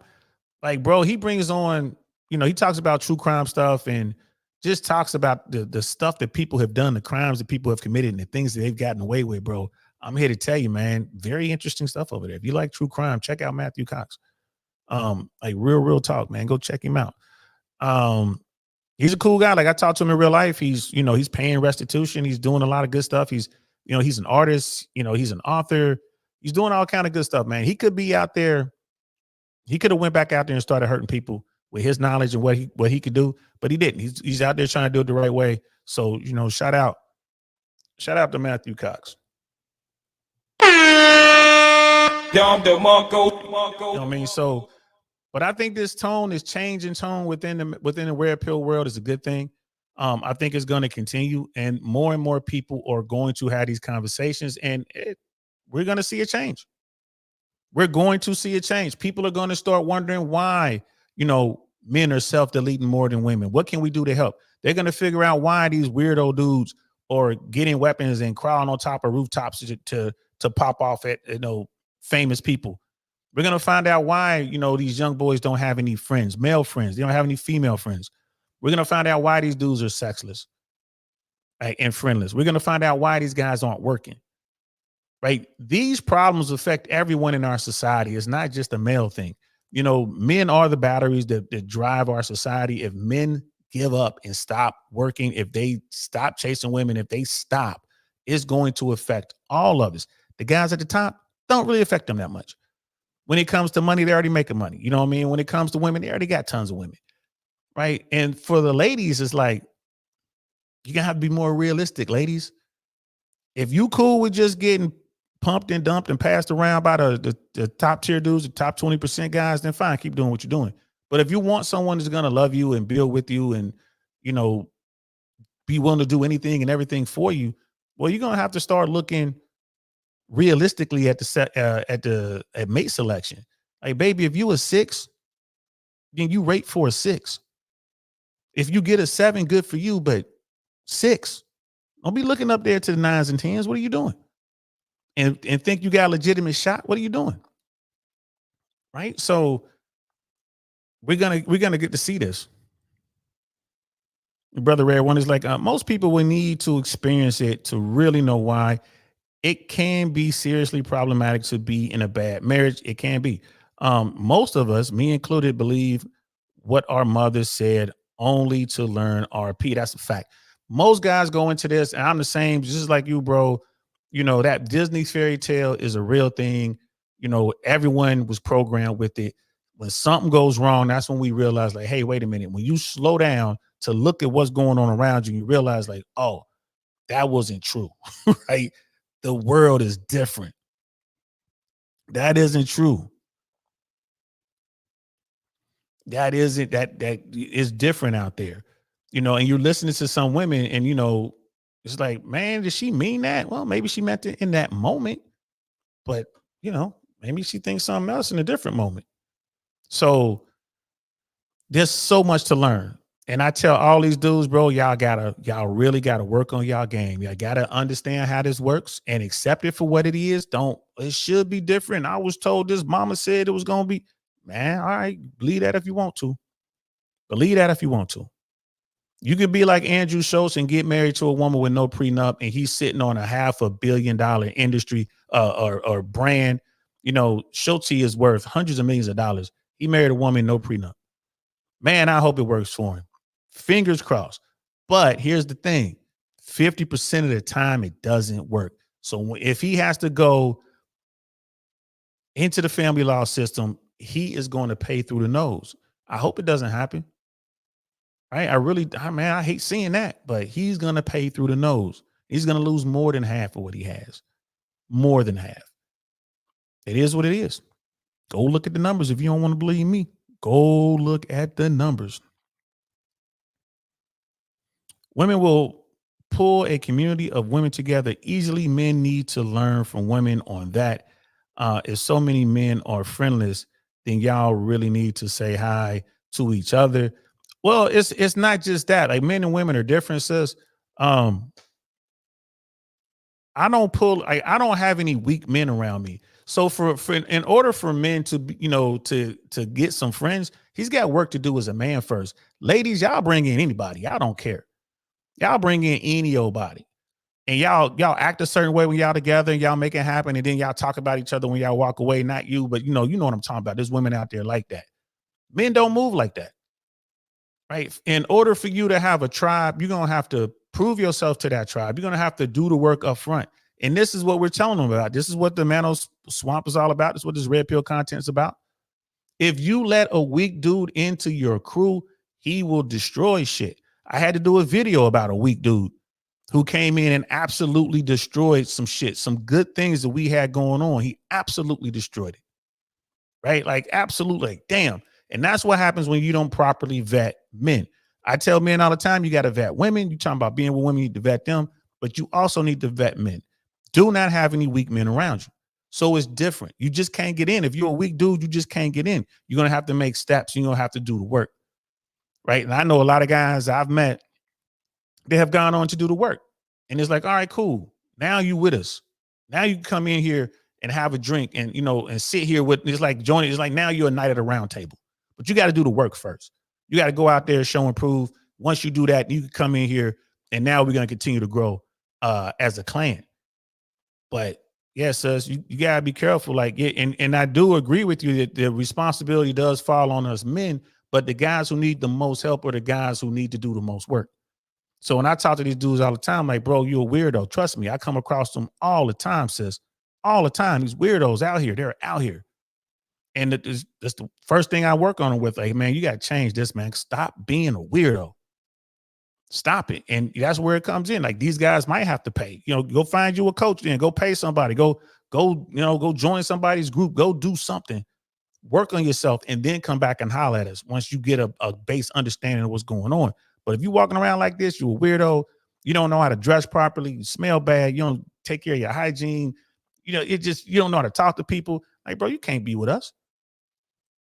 Yeah, no, you can't be with us. Go figure some shit out. Go, and it's easy now. Just watch some videos. Go listen to these people, bro. Everyone has the exact same message.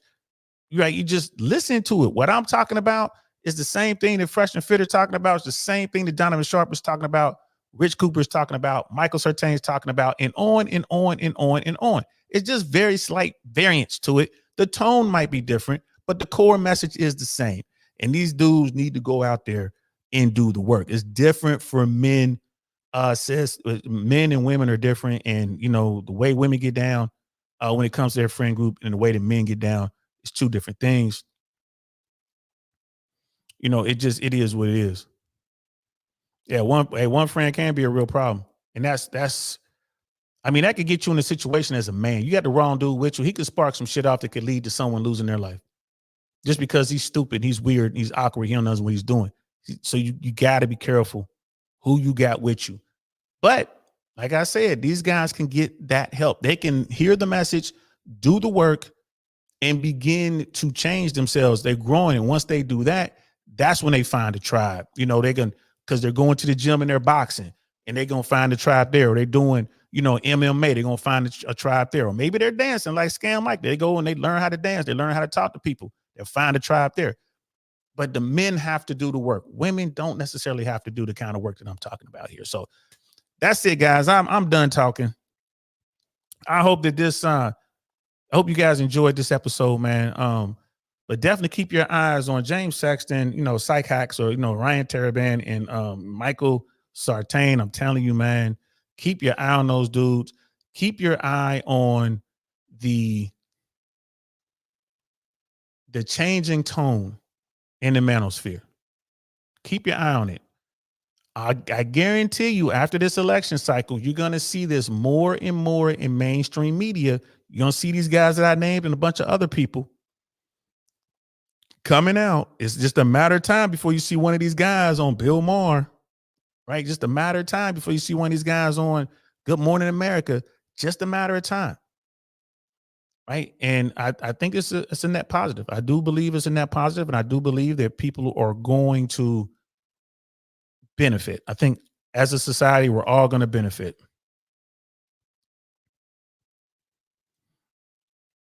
You say accepting anyone into your group is a immature thing, not a woman thing. Shows you what I know about women groups, because I'm not in them.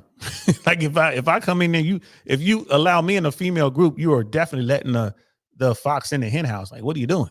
I'm the wolf. I'm the wolf in wolf clothing. I don't even put on sheep's clothing. You let me in, shit, somebody getting smashed. So shows what I know, but I can tell you, I can't really speak on what's going on with the ladies. It's just from my point of view, it looks that way. I've been around, getting into the hen house. I've been in plenty of hen houses, and the stuff that women tell me, right? This is like, well, I thought that was your homegirl. The stuff that they do, it doesn't seem to be any real loyalty in there. Like, I mean, so many women just trying to get on when they know you messing with the other girl. Like, I was out on a date, not even a date. I was out hanging out with a friend of mine. She was fine. We were kicking it, and she had her friend with her. Like, she's like, hey, can we go pick up my friend real quick and drop her off over here? Because whatever, we were all going to get, we were heading to this poker party or whatever. It's like, yeah, we can pick her up, no problem. Man, she get in the car and her friend started gunning at me. Like, my friend, we'll say my friend's name was Tina. Tina had to tell her friend, like, calm down, that's me. Like, she had to tell her, like, calm down, that's me. Tina was trying to get on. Tina's friend was trying to get on. And I'm like, that's your homegirl? Like, yeah, that's my people. Like, man, she's trying to smash your dudes like it ain't shit. Now, if a guy does that, can't have that guy around. You got a guy that's trying to get on one of your women or whatever, can't have that guy around. So there's definitely a differences. So that's it. That's all I got to say about that, guys. I hope you guys enjoyed it. Appreciate you rocking out with me. We'll be back tomorrow at 5:00. Not sure what we're going to talk about, but I'm sure we'll come up with something cool to talk about. I got to clean up some stuff and get ready for tomorrow. So appreciate y'all rocking out with me. Y'all know what time it is, man. I'm DL Saint. This is the I Really Want to Know podcast. I'll see y'all tomorrow, 5 p.m. Peace. Nothing like I've ever seen. It's just a thing of beauty.